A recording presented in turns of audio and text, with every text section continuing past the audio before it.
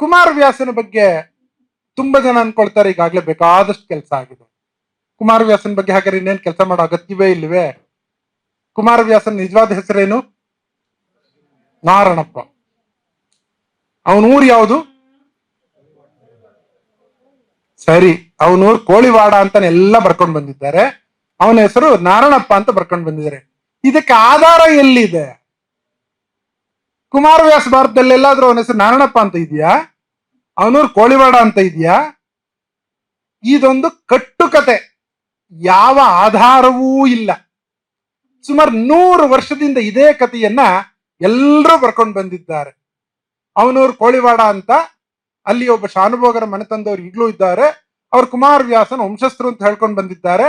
ಅವ್ರ ಮನೆಯಲ್ಲಿ ಒಂದು ತಾಳೆಗರಿ ಹಸ್ತಪ್ರತಿ ಇದೆ, ಕುಮಾರವ್ಯಾಸನ ಸ್ವಹಸ್ತಾಕ್ಷರ ಪ್ರತಿ ಅದು ಅನ್ನುವ ಕಥೆಯನ್ನು ಆಗ್ಲಿಂದ ತುಂಬಾ ಜನ ಪ್ರಶ್ನೆಗಳನ್ನೆಲ್ಲ ಕೇಳ್ತಾ ಇದ್ರು. ಆ ಪ್ರಶ್ನೆಗಳನ್ನು ಗಮನಿಸ್ಕೊಂಡೆ. ಆ ಹಿನ್ನೆಲೆಯಲ್ಲೇ ನಾನು ಮಾತುಗಳನ್ನ ಆಡ್ಬೇಕು ಅಂತ ಅಂದ್ಕೊಂಡಿದ್ದೆ. ಇಲ್ಲಿ ತುಂಬಾ ಜನ PhD ಸ್ಟೂಡೆಂಟ್ಸ್ ಇದ್ದೀರಿ. ಅವರ ಸಂಶೋಧನೆಯ ಶೀರ್ಷಿಕೆಗಳನ್ನು ಹೇಳಿದ್ರು.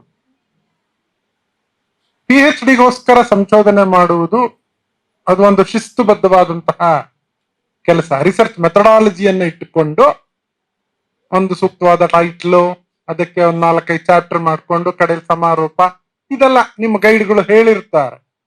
ನೀವು ಸಹ ಹಲವು ಥೀಸಿಸ್ಗಳನ್ನ ನೋಡಿರ್ತೀರ. ಆದ್ರೆ ತುಂಬಾ ಜನ ಮಾಡುವ ತಪ್ಪುಗಳನ್ನು ಗಮನದಲ್ಲಿ ಇಟ್ಟುಕೊಂಡು, ತಪ್ಪುಗಳನ್ನು ಅನ್ನೋ ಪದವನ್ನ ನಾನು ಪ್ರಜ್ಞಾಪೂರ್ವಕವಾಗಿ ಹೇಳ್ತಾ ಇದ್ದೇನೆ. ನಿಮ್ಮ ಟೈಟ್ಲ್ಗಳನ್ನ ಕೆಲವು ಕೇಳಿದ ಮೇಲೆ ಆ ಮಾತನ್ನ ನಾನು ಹೇಳ್ತಿರೋದು. PhD ಸಂಶೋಧನೆ ವಿವರಣಾತ್ಮಕ ಅಧ್ಯಯನವೂ ಆಗಬಹುದು, ವಿಶ್ಲೇಷಣಾತ್ಮಕ ಅಧ್ಯಯನವೂ ಆಗಬಹುದು, ಪಕ್ಕಾ ಸಂಶೋಧನೆ, ವಿಶ್ಲೇಷಣೆ, ವಿಮರ್ಶೆ, ವಿವರಣೆ ಎಲ್ಲವೂ ಆಗಬಹುದು. ವಿಮರ್ಶೆಯೂ ಸಂಶೋಧನೆಯ ಮಟ್ಟಕ್ಕೆ ಏರಬಲ್ಲದು. DR ನಾಗರಾಜ್ ಅವರ ಶಕ್ತಿ ಶಾರದೆಯ ಮೇಳ ನೋಡಿದ್ದೀರಾ? HS ರಾಘವೇಂದ್ರ ರಾವ್ ಅವರ ಹಾಡೆ ಹಾದಿ ತೋರಿತು ನೋಡಿದ್ದೀರಾ? ಏನದನ್ನ ವಿಮರ್ಶಾ ಗ್ರಂಥ ಅಂತೀರಾ, ಸಂಶೋಧನಾ ಗ್ರಂಥ ಅಂತೀರಾ? ಎರಡು PhD ಥೀಸಿಸ್ಗಳೇ. ಮತ್ತು ತುಂಬಾ ಜನ ಮಾಡೋ ತಪ್ಪು, ಕೆಲವು ಏನ್ ತಪ್ಪು ಅಂತಂದ್ರೆ, ಆರಂಭಿಕ ಶೂರತ್ವದಲ್ಲಿ ತುಂಬಾ ವ್ಯಾಪ್ತಿ ಇರುವಂತಹ ಟಾಪಿಕ್ಗಳನ್ನು ತಗೊಂಡ್ಬಿಡ್ತಾರೆ. ನಾನು ಆ ತಪ್ಪನ್ನು ಮಾಡಿದ್ದೆ ಬಿಡಿ. ನಾನು PhD ಮಾಡಿದ್ದು ನಿಷಿದ್ಧ ಶಾಸನಗಳ ಸಾಂಸ್ಕೃತಿಕ ಅಧ್ಯಯನ ಅಂತ. ಆ ಕಾಲದಲ್ಲಿ 32 ವರ್ಷದ ಹಿಂದೆ. ಟೈಟ್ಲ್ ತಗೊಳ್ಬೇಕಾದ್ರೆ ಯೋಚನೆ ಮಾಡ್ಲಿಲ್ಲ ಅದರ ವ್ಯಾಪ್ತಿ ಎಂತಹದ್ದು ಅಂತ. ಕರ್ನಾಟಕ ಮಾತ್ರ ಅಲ್ಲದೆ ತಮಿಳುನಾಡು, ಆಂಧ್ರ, ಮಹಾರಾಷ್ಟ್ರ, ಇಲ್ಲಿ ಎಲ್ಲ ಕಡೆಯೂ ನಿಷಿದ್ಧ ಶಾಸನಗಳಿವೆ. ನನ್ನ ತಲೆಯಲ್ಲಿದ್ದೇನು, R ಶೇಷಶಾಸ್ತ್ರಿ ಅವರು ಕರ್ನಾಟಕದ ವೀರಗಲ್ಲುಗಳು ಅಂತ ಮಾಡಿದ್ದಾರೆ. ನಮ್ಮ ಮೇಷ್ಟ್ರು ಹಂಪನವರೇ ನಿಷಿದ್ಧ ಶಾಸನಗಳ ಬಗ್ಗೆ ಯಾರು ಮಾಡಿಲ್ಲಪ್ಪ, ತಗೊಂಡ್ಬಿಡು. ಸರಿ, ಉತ್ಸಾಹ ತಗೊಂಡಿದ್ದಾಯ್ತು. ಮಾಡ್ಬೇಕಾದ್ರೆ ಅದರ ಶ್ರಮ, ಅದರ ವ್ಯಾಪ್ತಿ ಗೊತ್ತಾಗತ್ತೆ. ಆದ್ರೆ ಒಂದು ಹಂತದವರೆಗೂ ಮುಂದಕ್ಕೆ ಹೋಗಿ ಮತ್ತೆ ವಾಪಸ್ ಹೋಗಕ್ಕಾಗಲ್ಲ. ಅದನ್ನ ನಿರ್ವಹಿಸಲೇಬೇಕಾದ ಅನಿವಾರ್ಯತೆ, ಒತ್ತಡ ಇರುತ್ತೆ. ಇದು ಹೇಗೆ ಅಂತಂದ್ರೆ, ಈ PhD ಥೀಸಿಸ್ಗಳು ನಾವೇ ಮಾಡಿರುವ ಸಾಲ ಅಂತ ತಗೊಳ್ಳಿ, ಅದನ್ನ ತೀರಿಸ್ಬೇಕಾದವ್ರು ನಾವೇ. ಕರ್ನಾಟಕದಲ್ಲಿ ನಾಥಪಂಥ ಅಂತ ತಗೊಂಡ್ಬಿಟ್ರೆ ಇಡೀ ಕರ್ನಾಟಕ ಪೂರ್ತಿ ಕ್ಷೇತ್ರ ಕಾರ್ಯ ಮಾಡಬೇಕಾದ ಜವಾಬ್ದಾರಿ ನಿಮ್ದು, ನಿಮ್ ಗೈಡ್ ಎಲ್ಲ ಮಾಡೋದು. ತಗೊಂಡ ಮೇಲೆ ಟೆಲಿಕಾಸ್ಟ್ ಮಾಡಬೇಕು. ಅದಕ್ಕೋಸ್ಕರ ನಾವು ಶೀರ್ಷಿಕೆಯನ್ನ ನಿಗದಿಪಡಿಸ್ಕೊಳ್ಬೇಕಾದ್ರೆ ಅದ್ರ ಅತಿವ್ಯಾಪ್ತಿಯೂ ಆಗ್ಬಾರ್ದು, ಅವ್ಯಾಪ್ತಿ ತುಂಬಾ ಚಿಕ್ಕದು ಆಗ್ಬಾರ್ದು. ಸಾಧಾರಣ ಒಂದು ರಿಸರ್ಚ್ ಆರ್ಟಿಕಲ್ ಬರೆಯೋ ಮಟ್ಟಕ್ಕೆ ಆಗ್ಬಾರ್ದು, ಅಥವಾ 20 ವರ್ಷ ಮಾಡಿದ್ರು ಮುಗಿಯದಂತಹ ಟಾಪಿಕ್ ಅನ್ನ ಆಯ್ಕೆ ಮಾಡ್ಕೊಳ್ಬಾರ್ದು. ಆಗ್ಲೇ ಪ್ರಶ್ನೆ ಕೇಳಿದ್ರಲ್ಲ, ಪುಸ್ತಕಗಳನ್ನು ತಗೊಂಡಿದ್ರೆ ಹೇಗೆ ಅದನ್ನ ಸಂಗ್ರಹಿಸಿ ಬರ್ಕೊಳ್ಳೋದು? ನೀವು ಆ ಪುಸ್ತಕಗಳನ್ನ ಓದಿ ಅದರಲ್ಲಿರೋದನ್ನೇ ಬರೆದು ಥೀಸಿಸ್ನ ಬರೆಯೋದಾದ್ರೆ ನಿಮ್ ಥೀಸಿಸ್ ಅಂತ ಅನಿಸ್ಕೊಳ್ಳಲ್ಲ. Cut and paste. ಏನು 10 ಪುಸ್ತಕ ನೋಡ್ಬಿಟ್ಟು ಎಲ್ಲದರಲ್ಲೂ ಸ್ವಲ್ಪ ಸ್ವಲ್ಪ ತಗೊಂಡ್ ಬರೆಯೋದಲ್ಲ. ನಿಮ್ಮ ಕಾಂಟ್ರಿಬ್ಯೂಷನ್ ಏನು, ನಿಮ್ಮ ಹೊಸದನ್ನ ಏನ್ ಹೇಳಿದ್ದೀರಾ? ರಹಮತ್ ತರೀಕೆರ ಹೇಳ್ತಾರೆ, ಏನು ಕರ್ನಾಟಕಕ್ಕೆ ನಾಥಪಂಥದ ಆಗಮನ ತೀರಾ ಹಿಂದೆ ಅಂದ್ರೆ 1000 ವರ್ಷ ಅಷ್ಟೇ. ಅದಕ್ಕಿಂತ ಹಿಂದೆ ನಾಥಪಂಥ ಇರ್ಲಿಲ್ಲ. ಅದಕ್ಕಿಂತ ಹಿಂದೆ ಇನ್ನು ಹಲವು ಶತಮಾನಗಳ ಮೊದಲೇ ಕರ್ನಾಟಕದಲ್ಲಿ ನಾಥಪಂಥ ಇತ್ತು ಅನ್ನೋದನ್ನ ನಾನೇ ಶಾಸನಾಧಾರಗಳು ಮತ್ತು ಶಿಲ್ಪಗಳ ಆಧಾರದ ಸಹಿತ ಒಂದು ಲೇಖನ ಬರೆದೆ. ನಿಜವಾಗ್ಲೂ ರಹಮತ್ ತರೀಕೆರೆಯವರೇ ತುಂಬಾ ಸಂತೋಷ ಪಟ್ರು. ಒಳ್ಳೆ ಫೈಂಡಿಂಗು ಅಂತ ಹೇಳಿದ್ರು.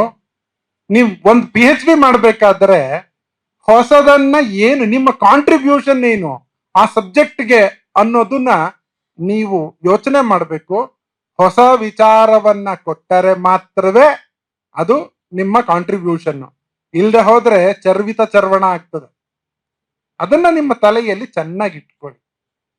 ನೀವು ಒಂದಷ್ಟು ಮಾದರಿಯಾಗಿ ಕೆಲವು ಥೀಸಿಸ್ಗಳನ್ನ ಓದಿದ್ರೆ ತಪ್ಪಲ್ಲ, ಖಂಡಿತವಾಗಿ ಕಡ್ಡಾಯವಾಗಿ ಓದ್ಲೇಬೇಕು. ಆದರೆ ಅದರ ನಕಲಾಗಬಾರದು ನಿಮ್ ಥೀಸಿಸ್. ನಿಮ್ಮ ಸ್ವಂತಿಕೆ ಇಲ್ದಿದ್ರೆ ಪ್ರಯೋಜನ ಏನು? ರಾಘವ್ ಅವ್ರ ಥೀಸಿಸ್ ಎಷ್ಟು ಜನ ಓದಿದ್ದೀರಾ? ಕನ್ನಡ ಕಾವ್ಯಗಳಲ್ಲಿ ಐತಿಹಾಸಿಕ ವಿಚಾರಗಳು ಒಬ್ರು ಓದಿಲ್ವಾ? ನೀವು ನಿಜವಾದ ಸಂಶೋಧಕರು ಅಲ್ವೇ ಅಲ್ಲ. ಅವರು ಸುಮಾರು 15 ವರ್ಷ ಕಷ್ಟಪಟ್ಟು ಆ ಥೀಸಿಸ್ ಮಾಡಿದ್ದಾರೆ. ಕನ್ನಡ ಕಾವ್ಯಗಳು, ಇಡೀ ಕನ್ನಡ ಸಾಹಿತ್ಯವನ್ನ, ಹಳಗನ್ನಡ ನಡುಗನ್ನಡ ಕಾವ್ಯಗಳೆಲ್ಲವನ್ನೂ ಓದಿ ಅದಕ್ಕೆ ಪೂರಕವಾಗಿ ಶಾಸನಗಳನ್ನ ತೌಲನಿಕವಾಗಿ ಬಳಸ್ಕೊಂಡು ಅಧ್ಯಯನ ಮಾಡಿರುವ ಥೀಸಿಸ್. ಅಂತಹ ಒಂದು ಅದ್ಭುತವಾದ ಥೀಸಿಸ್ನೇ ನೀವು ಓದಿದ್ರೆ ಇನ್ನೇನು ಓದ್ತೀರಾ? ನಿಮ್ಮ ಟಾಪಿಕ್ ಸಂಬಂಧಪಟ್ಟಿದ್ ಮಾತ್ರ ಓದ್ಬೇಕು ಅಂತ ಏನಾದ್ರು ನಿಯಮ ಹಾಕೊಂಡಿದ್ದೀರಾ? ಅಟ್ಲೀಸ್ಟ್ ಕುತೂಹಲಕ್ಕೋಸ್ಕರ ಒಂದು ಮಾದರಿ ನೀವು ಬೇರೆ ಇನ್ನೇನು ರಿಸರ್ಚ್ ಮೆಥಡಾಲಜಿ ಪುಸ್ತಕಗಳನ್ನು ಓದಿದ್ರು ಪರವಾಗಿಲ್ಲ. ಇಂತಹ ಥೀಸಿಸ್ಗಳನ್ನು ಓದಿದ್ರೆ ಬಹಳ ದೊಡ್ಡ ವಿದ್ವಾಂಸರು ಮಾಡಿರುವ ಥೀಸಿಸ್ಗಳನ್ನ ಹೇಗ್ ಕೋಟ್ ಮಾಡಿದ್ದಾರೆ, ಫುಟ್ ನೋಟ್ಗಳನ್ನು ಹೇಗ್ ಕೊಟ್ಟಿದ್ದಾರೆ, ಎಂಡ್ ನೋಟ್ ಅನ್ನ ಹೇಗ್ ಕೊಟ್ಟಿದ್ದಾರೆ, ಬಿಬ್ಲಿಯೋಗ್ರಫಿ ಹೇಗ್ ಕೊಟ್ಟಿದ್ದಾರೆ, ಅಥವಾ ಕನ್ಕ್ಲೂಷನ್ ಸಮಾರೋಪ ಹೇಗ್ ಬರೆದಿದ್ದಾರೆ, ಅದನ್ನ ಮಾದರಿಯಾಗಿ ತಗೊಳಕ್ಕಾಗಲ್ವಾ? ನಿಮ್ಮ ಟಾಪಿಕ್ ನೇರವಾಗಿ ಸಂಬಂಧಪಟ್ಟಿದ್ ಮಾತ್ರ ಓದ್ಬೇಕಾ? ಅದು ನಿಮ್ಮ ಒಂದು ತಪ್ಪು ಕಲ್ಪನೆ. ಅದನ್ನು ಬಿಟ್ಬಿಡಿ ದಯವಿಟ್ಟು. ಕನ್ನಡ ಸಾಹಿತ್ಯದಲ್ಲಿ ಇದುವರೆಗೂ ಬಂದಿರುವಂತಹ ತುಂಬಾ ಅದ್ಭುತವಾಗಿರೋ PhD ಥೀಸಿಸ್ಗಳಿವೆ. ಅವುಗಳನ್ನ ಕುತೂಹಲಕ್ಕಾದ್ರೂ ಓದಿ ಅಥವಾ ಮಾದರಿಗೋಸ್ಕರ ಆದ್ರೂ ಓದಿ. ಇಲ್ಲದೆ ಹೋದ್ರೆ ನಿಮ್ಮ ಥೀಸಿಸ್ ಚೆನ್ನಾಗಿ ಆಗಲ್ಲ. ಡಾಕ್ಟರ್ ವಸುಂಧರಾ ಫಿಲಿಯೋಸ ಹೆಸರು ಕೇಳಿದ್ದೀರಾ? ಕನ್ನಡದವರೇ. ಅವರು ವಿಜಯನಗರ ಸಾಮ್ರಾಜ್ಯ ಸ್ಥಾಪನೆ ಅಂತ ಒಂದು PhD ಮಾಡಿದ್ರು. ಸುಮಾರು ಒಂದು 60 ವರ್ಷದ ಹಿಂದೆ ಮಾಡಿತ್ತು. ವಿಜಯನಗರ ಸಾಮ್ರಾಜ್ಯ ಸ್ಥಾಪನೆ ಆಗಿದ್ದು ಯಾವಾಗ ಹೇಳಿ? ನೀವು ಮಾತಾಡ್ತಾ ಇದ್ರೆ ಒಳ್ಳೇದು. 1336 ಎಲ್ಲರೂ ತಿಳ್ಕೊಂಡಿರೋದು. ಅವರು 1336ಕ್ಕೆ ವಿಜಯನಗರ ಸಾಮ್ರಾಜ್ಯ ಸ್ಥಾಪನೆ ಆಗ್ಲಿಲ್ಲ, 1342ಕ್ಕೆ ಸ್ಥಾಪನೆ ಆಯ್ತು. ಇದಕ್ಕೆ ಅವ್ರಿಗೆ ಡಾಕ್ಟರೇಟ್ ಬಂತು. ನಾನು ಒಂದ್ ಸಾಲಲ್ಲಿ ಹೇಳಿದೆ ಅಷ್ಟೇ ಇಡೀ ಥೀಸಿಸ್ ಅನ್ನ. ಅದಕ್ಕೆ ಅವರು ಸಪೋರ್ಟಿಂಗ್ ಎವಿಡೆನ್ಸ್ ಅನ್ನ ಎಷ್ಟು ಚೆನ್ನಾಗಿ ಕೊಡ್ತಾರೆ ಅಂತಂದ್ರೆ ನೀವು ಅವುಗಳನ್ನು ನೋಡ್ಬೇಕು. ನೀವು ಒಂದು ಹೈಪಾಥಿಸಿಸ್ ಇಟ್ಕೊಳ್ಬಹುದು ಸಂಶೋಧನೆ ಮಾಡಬೇಕಾದ್ರೆ. ಅದಕ್ಕೆ ಪೂರಕವಾಗಿ ಆಧಾರಗಳನ್ನು ಸಂಗ್ರಹಿಸಿಕೊಂಡು ಅದನ್ನ ವ್ಯವಸ್ಥಿತವಾಗಿ ಪ್ರೆಸೆಂಟ್ ಮಾಡಿದ್ರೆ ನಿಮ್ಮ ಥೀಸಿಸ್ ಆಗುತ್ತೆ. ಈಗ ಕರ್ನಾಟಕದಲ್ಲಿ ನಾಥಪಂಥ, ನಾನು ಅದನ್ನೇ ಪದೇ ಪದೇ ಹೇಳ್ತಾ ಇದ್ದೀನಿ ಅನ್ಕೊಳ್ಬೇಡಿ. ಯಾರೋ ಏನೋ ಹೇಳಿದ್ದಾರೆ, ರಹಮತ್ ತರೀಕೆರೆಯವರೇನೆ, ಅದು ಇಂತಹ ಕಡೆ ಇಂಥ ದೇಶದಿಂದ ಬಂತು. ಕರ್ನಾಟಕದಲ್ಲಿ ಅದರ ಪ್ರಾಚೀನ ಉಲ್ಲೇಖ ಸಿಗದೆ ಕ್ರಿಸ್ತಕ ಸುಮಾರು 1000 ಇಸ್ವಿಯಲ್ಲಿ, ಅದಕ್ಕಿಂತ ಮೊದಲು ಇರಲೇ ಇಲ್ಲ. ಆದ್ರೆ ಒಂದು ಮಠದ ಪರಂಪರೆ ಹೇಳುತ್ತೆ 72ನೇ ಸ್ವಾಮೀಜಿ ಅವರಿಗಿರೋದು. ಹಾಗಾದ್ರೆ ಯಾವುದು ನಿಜ, ಯಾವುದಕ್ಕೆ, ಅಥವಾ ಇವೆರಡಕ್ಕಿಂತ ಭಿನ್ನವಾಗಿರುವ ವಿಚಾರ ಏನಾದ್ರು ಸಿಗುತ್ತಾ? ಸಾಹಿತ್ಯಕ ಆಧಾರವೋ, ಶಾಸನಾಧಾರವೋ, ಅಥವಾ ಶಿಲ್ಪಗಳ ಆಧಾರವೋ? ಪ್ರಾಚೀನ ಕರ್ನಾಟಕ ಅಥವಾ ಮಂಡ್ಯ ಜಿಲ್ಲೆನೇ ತಗೊಳ್ಳಿ, ಪ್ರತಿಯೊಂದು ಗ್ರಾಮದಲ್ಲಿ, ಪ್ರಾಚೀನ ಗ್ರಾಮದಲ್ಲಿಯೋ ಭೈರವನ ದೇವಸ್ಥಾನ ಇದೆ. ನಾಥಪಂಥದ ಅತಿ ಪ್ರಮುಖವಾದ ಆಚರಣೆಗಳಲ್ಲಿ ಭೈರವಾರಾಧನೆ. ಕಾನ್ಫಟಾ ಯೋಗೀಸ್ ಅಂತ ಕರೀತಾರೆ, ಕರ್ಣಛೇದಕ ಸನ್ಯಾಸಿಗಳು ಅಂತ ನಾಥಪಂಥದ ಯತಿಗಳನ್ನ. ಇಲ್ಲಿ ಜೋಗಿಗೌಡರು ಅಂತಾನೆ ಒಂದು ಕಮ್ಯುನಿಟಿ ಇದೆ, ಒಳಪಂಗಡ, ಒಕ್ಕಲಿಗರಲ್ಲಿ. ಅವರೆಲ್ಲ ಯಾರು? ನಾಥಪಂಥದವರೇ. ಪ್ರತಿಯೊಂದು ಪ್ರಾಚೀನ ಗ್ರಾಮದಲ್ಲೂ ಇಲ್ಲಿ ಭೈರವನ ದೇವಾಲಯ. ಇಂತಹ ಶಿಲ್ಪಗಳನ್ನಿಟ್ಟುಕೊಂಡು ತೋರಿಸಬಹುದು. ಅಥವಾ ಇನ್ನು ಬಾದಾಮಿ ಚಾಲುಕ್ಯರೋ ಅಥವಾ ಕದಂಬರ ದೇವಾಲಯಗಳಲ್ಲೋ ಭೈರವನ ಶಿಲ್ಪಗಳು, ಊರ್ಧ್ವರೇತೇಶ್ವರ ಅಂತ ಶಿಲ್ಪ ಸಿಗುತ್ತೆ ಪಟ್ಟದಕಲ್ಲಲ್ಲಿ, ಬಾದಾಮಿಯಲ್ಲಿ, ಐಹೊಳೆಯಲ್ಲಿ ಅವೆಲ್ಲ 7-8ನೇ ಶತಮಾನದ ಟೆಂಪಲ್ಗಳು. ಮಹಾಕೂಟದಲ್ಲಿ ಸಿಗುತ್ತೆ. ಆ ಶಿಲ್ಪಗಳ ಆಧಾರದ ಮೇಲೆ ನಾನು ರಹಮತ್ ತರೀಕೆರೆಯವರ ಅಭಿಪ್ರಾಯ ತಪ್ಪು ಅಂತ ಪ್ರೂವ್ ಮಾಡಿದ್ದು. ಇಂತಹದ್ದು ನಿಮ್ಮ ಸಂಶೋಧನೆಗೆ ಹೆಚ್ಚಿನ ಮೌಲ್ಯವನ್ನು ತಂದುಕೊಡ್ತದೆ. ಇದುವರೆಗಿನ ವಿದ್ವಾಂಸರು ಏನ್ ಹೇಳಿದ್ದಾರೋ ಅದು ತಪ್ಪು ಅಂತ ಪ್ರೂವ್ ಮಾಡಿದ್ರೆ ನಿಮ್ಮದೇ ಆದ ಒಂದು ಹೊಸ ವಾದವನ್ನು ಮಂಡಿಸಿ, ಅದು ಸುಮ್ಮನೆ ನನ್ಗನ್ಸುತ್ತೆ ಅನ್ನೋದಲ್ಲ, ಅದಕ್ಕೆ ಆಧಾರ ಸಹಿತ ನೀವು ಬರಿಬೇಕು. ಆಗ ನಿಮ್ಮ ಥೀಸಿಸ್ ಮಹತ್ವವನ್ನು ಪಡ್ಕೊಳ್ತದೆ. ಹಾಗಾಗಿ ನೀವು ಸಂಶೋಧನೆ ಮಾಡ್ಬೇಕಾದ್ರೆ ಅದೊಂದು ಪುಟ್ಟ ಲೇಖನವೇ ಇರಲಿ, ಅಥವಾ ಒಂದು ಡೆಸರ್ಟೇಷನ್ ಬರೆಯೋದಾಗ್ಲಿ, ಅಥವಾ ಒಂದು ಮಹಾಪ್ರಬಂಧವನ್ನೇ ಬರೆಯೋದಾಗ್ಲಿ, ಇದುವರೆಗಿನ ವಿದ್ವಾಂಸರ ಅಭಿಪ್ರಾಯಗಳನ್ನ ಅದನ್ನೆಲ್ಲವನ್ನು ಖಂಡಿಸ್ಲೇಬೇಕಂತಲ್ಲ, ಅದಕ್ಕೆ ಸಪೋರ್ಟಿಂಗ್ ಎವಿಡೆನ್ಸ್ ಕೊಡಬಹುದು, ಅಥವಾ ಹೊಸದಾದಂತಹ ಒಂದು ಆಲೋಚನಾ ಸರಣಿಯನ್ನ ಮಂಡಿಸಿ ಆಧಾರ ಸಹಿತ ನಿರೂಪಿಸಿದರೆ ಆಗ ನಿಮ್ಮ ಮಹಾಪ್ರಬಂಧ ಒಳ್ಳೆಯದು ಅಂತ ಅನಿಸ್ಕೊಳ್ತದೆ, ಒಳ್ಳೆಯ ಬೆಲೆಯನ್ನ ಪಡ್ಕೊಳ್ತದೆ. ಒಂದಷ್ಟು ಉದಾಹರಣೆಗಳ ಸಮೇತ ಕೆಲವನ್ನ ನಾನು ಹೇಳಕ್ ಇಷ್ಟಪಡ್ತೀನಿ. ಪಂಪನ ಇತಿವೃತ್ತ. ಪಂಪನ ತಂದೆ ತಾಯಿ ಯಾರು ಹೇಳಿ? ನೀವು ಒಂದ್ ಸ್ವಲ್ಪ ಮಾತಾಡ್ತೀನಿ, ನನಗೂ ಸ್ವಲ್ಪ. ಅಬ್ಬಣಬ್ಬೆ ಮತ್ತು ಭೀಮಪ್ಪಯ್ಯ. ಫಸ್ಟ್ ವಿಕ್ರಮಾರ್ಜುನ ವಿಜಯ ಮತ್ತು ಆದಿಪುರಾಣವನ್ನು ಎಡಿಟ್ ಮಾಡಿ ಪ್ರಕಟಿಸಿದಾಗ ಅಭಿರಾಮ ದೇವರಾಯ ಅಂತ ಬರ್ಕೊಂಡು ಬಂದಿದ್ರು. ತಾಯಿ ಅಬ್ಬಣಬ್ಬೆ, ಸರಿ. ತಾಯಿಯ ಊರು ಅಣ್ಣಿಗೆರೆ, ತಂದೆಯ ಊರು ಯಾವುದು? ವೆಂಗಿಪುಳು. ಇದನ್ನ ಎಲ್ಲರೂ ಬರ್ಕೊಂಡು ಬಂದಿದ್ರು.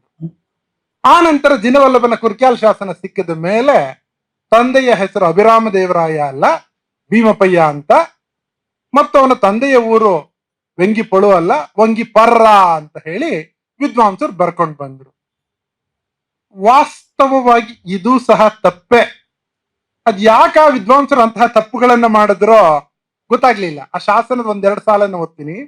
ವೆಂಗಿನಾಡ ಸಪ್ತಗ್ರಾಮಗಳೊಳಗಣ ವಂಗಿಪರ್ರ ಕಮ್ಮೆ ಬ್ರಾಹ್ಮಣಂ ಜಮದಗ್ನಿ ಪಂಚಾಶ್ರೇಯಂ ಶ್ರೀವತ್ಸ ಗೋತ್ರಂ ಗುಂಡಿಕರ್ರ ನಿಡುಗಂಡೆಯ ಅಭಿಮಾನ ಚಂದ್ರನ ಮರ್ಮಂ ಭೀಮಪ್ಪಯ್ಯ. ಗುಂಡಿಕರ್ರ ನಿಡುಗೊಂಡೆಯ ಅಭಿಮಾನ ಚಂದ್ರನ ಮೊಮ್ಮಗ. ಹಾಗಾದ್ರೆ ಪಂಪನ ತಂದೆಯ ಊರು ಯಾವುದು? ವಂಗಿಪರ್ರನೂ ಅಲ್ಲ, ವಂಗಿಪಳುನೂ ಅಲ್ಲ, ನಿಡುಗೊಂಡೆ. ಈ ನಿಡುಗೊಂಡೆ ಎಲ್ಲಿದೆ? ಅಣ್ಣಿಗೆರೆಯಿಂದ 20 ಕಿಲೋಮೀಟರ್ ದೂರದಲ್ಲಿದೆ. ನೇರವಾಗಿ ನಡ್ಕೊಂಡು ಹೋದ್ರೆ 20 ಕಿಲೋಮೀಟರ್, ರಸ್ತೆಯಲ್ಲಿ ಹೋದ್ರೆ 25 ಕಿಲೋಮೀಟರ್ ಆಗ್ಬಹುದು. ಇವತ್ತಿನ ದಿವಸದಲ್ಲೇನೆ ಬೆಂಗಳೂರಿಂದ ಮೈಸೂರಿಗೆ ಹೆಣ್ ಕೊಡ್ಬೇಕಾರೆ ಹಿಂದೆ ಮುಂದೆ ನೋಡ್ತಾರೆ 140 ಕಿಲೋಮೀಟರ್ಗೆ 600-700 ಕಿಲೋಮೀಟರ್ ಕೊಡ್ತಿದ್ರ. ಪಂಪನ ತಂದೆಯ ಊರು ಅಲ್ಲೇನೆ, ಬನವಾಸಿ ದೇಶದ್ದೇನೆ, ತಾಯಿ ಊರು ಅಲ್ಲೇನೆ. ಆ ನಂತರ ಅವನು ದೊಡ್ಡ ಕವಿ ಆದ್ಮೇಲೆ ಅವನು ಬೋಧನಕ್ಕೆ ಹೋದದ್ದು ಅಲ್ಲಿ ಹರಿಕೇಸರಿಯ ಆಶ್ರಯವನ್ನು ಪಡ್ಕೊಂಡಾಗ. ಅವನು ಹುಟ್ಟಿದ್ದು, ಬೆಳೆದಿದ್ದು, ಯೌವನವನ್ನ ಕಳೆದದ್ದು ಎಲ್ಲವೂ ಇಲ್ಲ. ಪಂಪನ ಇತಿವೃತ್ತವನ್ನು ಬರಿಬೇಕಾದ್ರೆ ಇಷ್ಟೆಲ್ಲ ತಪ್ಪುಗಳನ್ನ ಮಾಡಿದ್ದಾರೆ. ಅದನ್ನ ಸೂಕ್ಷ್ಮ ಪರಿಶೀಲನೆ ಮಾಡಿದ್ರೆ ಇಂತಹ ಹೊಸ ವಿಚಾರಗಳನ್ನ ಗುರ್ಸಕ್ ಸಾಧ್ಯ ಇದೆ. ಇದೊಂದು ಪುಟ್ಟ ಸಂಶೋಧನಾ ಲೇಖನವೇ ಆಗಬಹುದು, ಆದ್ರೆ ಸಾಹಿತ್ಯ ಚರಿತ್ರೆಗೊಂದು ದೊಡ್ಡ ಕೊಡುಗೆ ಆಗೋಗ್ತದೆ. ಆದಿಕವಿ ಪಂಪನ ಇತಿವೃತ್ತವನ್ನೇ ನಾವು ತಪ್ಪಾಗಿ ಬರ್ಕೊಂಡು ಬಂದಿದ್ರೆ ಇನ್ನೆಷ್ಟು ತಪ್ಪುಗಳಾಗಿರ್ಬೇಕು, ಇನ್ನೆಷ್ಟೆಲ್ಲ ತಿದ್ದುಪಡಿ ಮಾಡಕ್ ಸಾಧ್ಯ ಇದೆ. ಇಂತಹ ಕೆಲಸ ಸಂಶೋಧಕರ ಕೆಲಸ. ನೀವು ಸಂಶೋಧಕರಿಗೆ ಇರ್ಬೇಕಾಗಿರೋದು ಯಾರೋ ದೊಡ್ಡವ್ರು ಹೇಳಿದ್ದಾರೆ ಅಂತ ಅದನ್ನ ಬ್ಲೈಂಡ್ ಆಗಿ ಒಪ್ಕೊಳ್ಳೋದಲ್ಲ, ಅದು ಸರಿಯೇ ತಪ್ಪೆ ಅನ್ನೋದನ್ನ ಆಲೋಚನೆ ಮಾಡಬೇಕು, ವಿಮರ್ಶಿಸಬೇಕು, ಸೂಕ್ಷ್ಮವಾಗಿ ಅಧ್ಯಯನ ಮಾಡಬೇಕು. ಆಗ ಇಂತಹದನ್ನ ಗುರುತಿಸಕ್ ಸಾಧ್ಯ ಇದೆ. ಯಾರೂ ದೊಡ್ಡವರಲ್ಲ, ಯಾರು ಹೇಳಿದ್ದನ್ನು ನೀವು ಬ್ಲೈಂಡ್ ಆಗಿ ತಗೊಳ್ಳೇಬಾರದು. ಸಂಶೋಧಕನ ಮುಖ್ಯ ಗುಣವೇ ಅನುಮಾನದಿಂದ ನೋಡುವಂತಹದ್ದಾಗ್ತದೆ. ಯಾರೇ ದೊಡ್ಡ ವಿದ್ವಾಂಸರೇ ಬರ್ದಿದ್ರು ಅದನ್ನ ಮತ್ತೊಮ್ಮೆ ಪರಿಶೀಲಿಸಿ, ಅದು ನಿಮ್ಮ ಟಾಪಿಕ್ ಸಂಬಂಧಪಟ್ಟಿದ್ದಾದ್ರಂತೂ ಮತ್ತಷ್ಟು ಮೈಕ್ರೋ ಸ್ಟಡಿ ಮಾಡಿ. ಆಗ ನೀವು ಹೊಸದನ್ನ ಗುರುತಿಸಕ್ ಸಾಧ್ಯ, ಹೊಸದನ್ನ ಬರೆಯೋಕ್ ಸಾಧ್ಯ. ಇದಿಷ್ಟೇ ಅಲ್ಲದೆ ಇದೇ ಜಿನವಲ್ಲಭನ ಶಾಸನದಲ್ಲಿ ಬಹಳ ಸ್ಪಷ್ಟವಾಗಿ, ಆದ್ರೆ ಇಂಡೈರೆಕ್ಟ್ ಆಗಿ ಹೇಳ್ತಾನೆ, ಪಂಪನ ಮರಣಾನಂತರ ಈ ಶಾಸನ ಬರೆದದ್ದು. ಕೆಲವರು ಬರೆದಿದ್ದಾರೆ ಇದು ಪಂಪ ಜೀವಂತ ಇದ್ದಾಗಲೇ ಬರೆಸಿರುವ ಶಾಸನ ಅಂತ. ಅದೊಂದು ತಪ್ಪು ಅಭಿಪ್ರಾಯ. ಪಂಪನ ಅಂತ್ಯ ಆದ ನಂತರ ಅವನ ತಮ್ಮನಾದಂತಹ ಜಿನವಲ್ಲಭ ತನ್ನ ಅಣ್ಣನ ಸ್ಮಾರಕವಾಗಿ ಕವಿತಾ ಗುಣಾರ್ಣವ ಎನ್ನುವ ಒಂದು ಕೆರೆ, ಮದನ ವಿಲಾಸ ಎನ್ನುವ ಒಂದು ವನ, ತ್ರಿಭುವನ ತಿಲಕ ಎನ್ನುವಂತಹ ಒಂದು ಜೈನ ಬಸದಿಯನ್ನ ಮಾಡಿಸಿ, ಚಕ್ರೇಶ್ವರಿ ಯಕ್ಷಿಯ ವಿಗ್ರಹವನ್ನು ಮಾಡಿಸಿ, ಹಲವು ತೀರ್ಥಂಕರರ ವಿಗ್ರಹಗಳನ್ನು ಮಾಡಿಸ್ದ ಅನ್ನೋದು ಈ ಶಾಸನದ ಪ್ರಮುಖ ಅಂಶ. ಬದುಕಿದ್ದಾಗಲೇ ಸ್ಮಾರಕವಾಗಿ ಏನು ಮಾಡಿಸೋ ಅಗತ್ಯ ಇರಲಿಲ್ಲ. ಪಂಪನ ಅಂತ್ಯದ ನಂತರ, ಅವನು ಸತ್ತ ನಂತರ ಅವನ ನಿಷದಿಯಾಗಿ ಇದನ್ನ ಮಾಡಿಸಿರೋದು. ನಿಷದಿ ಅಂತಂದ್ರೆ ಗೊತ್ತಾ? ಜೈನ ಧರ್ಮೀಯರು ಸತ್ತ ನಂತರ ಅವರ ಸ್ಮಾರಕವಾಗಿ ಮಾಡಿಸ್ತಾರೆ. ಸಾಯ್ಬೇಕಾದ್ರೆ ಜೈನ ಧರ್ಮೀಯರು ಸಲ್ಲೇಖನ ವ್ರತದಿಂದ ಸಾಯೋದಕ್ಕೆ ಇಷ್ಟಪಡ್ತಾರೆ. ಸಲ್ಲೇಖನ ವ್ರತ ಅಂದ್ರೆ ಉಪವಾಸ ವ್ರತ. ಹಾಗೆ ಸತ್ತ ನಂತರ ಅವರ ಅಂತ್ಯ ಸಂಸ್ಕಾರ ನಡೆದ ಸ್ಥಳದಲ್ಲಿ ಸ್ಮಾರಕಗಳನ್ನು ಮಾಡಿಸ್ತಾರೆ. ಅದನ್ನೇ ನಿಷದಿ ಶಾಸನ ಅಂತ ಕರೆಯೋದು. ಜಿನವಲ್ಲಭನ ಈ ಕುರ್ಕ್ಯಾಲ ಶಾಸನ ಇದೆಯಲ್ಲ, ಅದು ಪಂಪನ ನಿಷದಿ ಶಾಸನ. ಇಂತಹದ್ದನ್ನ ನಾವು ಬೇಕಾದಷ್ಟು ಹೊಸದನ್ನ ಗುರ್ಸಕ್ ಸಾಧ್ಯ ಇದೆ. ನೀವು ಯಾವ ಕನ್ನಡ ಸಾಹಿತ್ಯವನ್ನ, ಪ್ರಾಚೀನ ಸಾಹಿತ್ಯ ನನ್ಗೆ ಸ್ವಲ್ಪ ಇಷ್ಟವಾದ್ದು ಮತ್ತು ಹಳೆಗನ್ನಡ ಸಾಹಿತ್ಯ ಅಂತ ತಗೊಳ್ಳಿ, ಶಾಸನ, ಅಂತಹ ಉದಾಹರಣೆಗಳನ್ನೇ ಇಟ್ಕೊಂಡು ನಾನು ಮಾತಾಡ್ತೀನಿ. ಕುಮಾರವ್ಯಾಸನ ಬಗ್ಗೆ ನಾನು ಸಣ್ಣ ಸಣ್ಣ ಉದಾಹರಣೆಗಳ ಸಮೇತ ನನ್ನ ಅಭಿಪ್ರಾಯ ನಿಮ್ಮ ಮುಂದೆ ಹಂಚ್ಕೊಳಕ್ ಇಷ್ಟಪಡ್ತಿದ್ದೀನಿ. ಕುಮಾರವ್ಯಾಸನ ಬಗ್ಗೆ ತುಂಬಾ ಜನ ಅನ್ಕೊಳ್ತಾರೆ ಈಗಾಗಲೇ ಬೇಕಾದಷ್ಟು ಕೆಲಸ ಆಗಿದೆ. ಕುಮಾರವ್ಯಾಸನ ಬಗ್ಗೆ ಹಾಗಾದ್ರೆ ಇನ್ನೇನು ಕೆಲಸ ಮಾಡೋ ಅಗತ್ಯವೇ ಇಲ್ವೇ? ಕುಮಾರವ್ಯಾಸನ ನಿಜವಾದ ಹೆಸರೇನು? ನಾರಣಪ್ಪ. ಅವನೂರು ಯಾವುದು? ಸರಿ, ಅವನೂರು ಕೋಳಿವಾಡ ಅಂತಾನೆ ಎಲ್ಲ ಬರ್ಕೊಂಡು ಬಂದಿದ್ದಾರೆ. ಅವನ ಹೆಸರು ನಾರಣಪ್ಪ ಅಂತ ಬರ್ಕೊಂಡು ಬಂದಿದ್ದಾರೆ. ಇದಕ್ಕೆ ಆಧಾರ ಎಲ್ಲಿದೆ? ಕುಮಾರವ್ಯಾಸ ಭಾರತದಲ್ಲಿ ಎಲ್ಲಾದ್ರೂ ಅವನ ಹೆಸರು ನಾರಣಪ್ಪ ಅಂತ ಇದೆಯಾ? ಅವನೂರು ಕೋಳಿವಾಡ ಅಂತ ಇದೆಯಾ? ಇದೊಂದು ಕಟ್ಟುಕತೆ, ಯಾವ ಆಧಾರವೂ ಇಲ್ಲ. ಸುಮಾರು 100 ವರ್ಷದಿಂದ ಇದೇ ಕಥೆಯನ್ನ ಎಲ್ಲರೂ ಬರ್ಕೊಂಡು ಬಂದಿದ್ದಾರೆ. ಅವನೂರು ಕೋಳಿವಾಡ ಅಂತ ಅಲ್ಲಿ ಒಬ್ಬ ಶಾನುಭೋಗರ ಮನೆ ತಂದವರು ಈಗಲೂ ಇದ್ದಾರೆ. ಅವ್ರು ಕುಮಾರವ್ಯಾಸನ ವಂಶಸ್ಥರು ಅಂತ ಹೇಳ್ಕೊಂಡು ಬಂದಿದ್ದಾರೆ. ಅವ್ರ ಮನೆಯಲ್ಲಿ ಒಂದು ತಾಳೆಗರಿ ಹಸ್ತಪ್ರತಿ ಇದೆ, ಕುಮಾರವ್ಯಾಸನ ಸ್ವಹಸ್ತಾಕ್ಷರ ಪ್ರತಿ ಅದು ಅನ್ನುವ ಕಥೆಯನ್ನ ಅವ್ರು ಹೇಳಿ ಆ ಮ್ಯಾನಸ್ಕ್ರಿಪ್ಟ್ಗೆ 3 ಕೋಟಿ ರೂಪಾಯಿ ಕೊಟ್ರೆ ಕೊಟ್ಬಿಡ್ತೀವಿ ಅಂತ ಅವರು ಹೇಳಿದ್ರು. ಖಂಡಿತವಾಗಿಯೂ ಅವನೂರು ಕೋಳಿವಾಡ ಅನ್ನೋಕ್ಕೂ ಯಾವ ಆಧಾರವೂ ಇಲ್ಲ. ಅದು ಅವನ ಸ್ವಹಸ್ತಾಕ್ಷರ ಪ್ರತಿ ಅಂತ ಅನ್ನೋಕ್ಕೂ ಯಾವ ಆಧಾರವೂ ಇಲ್ಲ. ಅವರೊಂದು ಸ್ಪೂರಿಯಸ್ ಡಾಕ್ಯುಮೆಂಟ್ ಅನ್ನ ಪ್ರೊಡ್ಯೂಸ್ ಮಾಡಿದ್ರು, ಒಂದು ಕಾಗದದ ಹಸ್ತಪ್ರತಿ. ಆ ಹಸ್ತಪ್ರತಿಯಲ್ಲಿ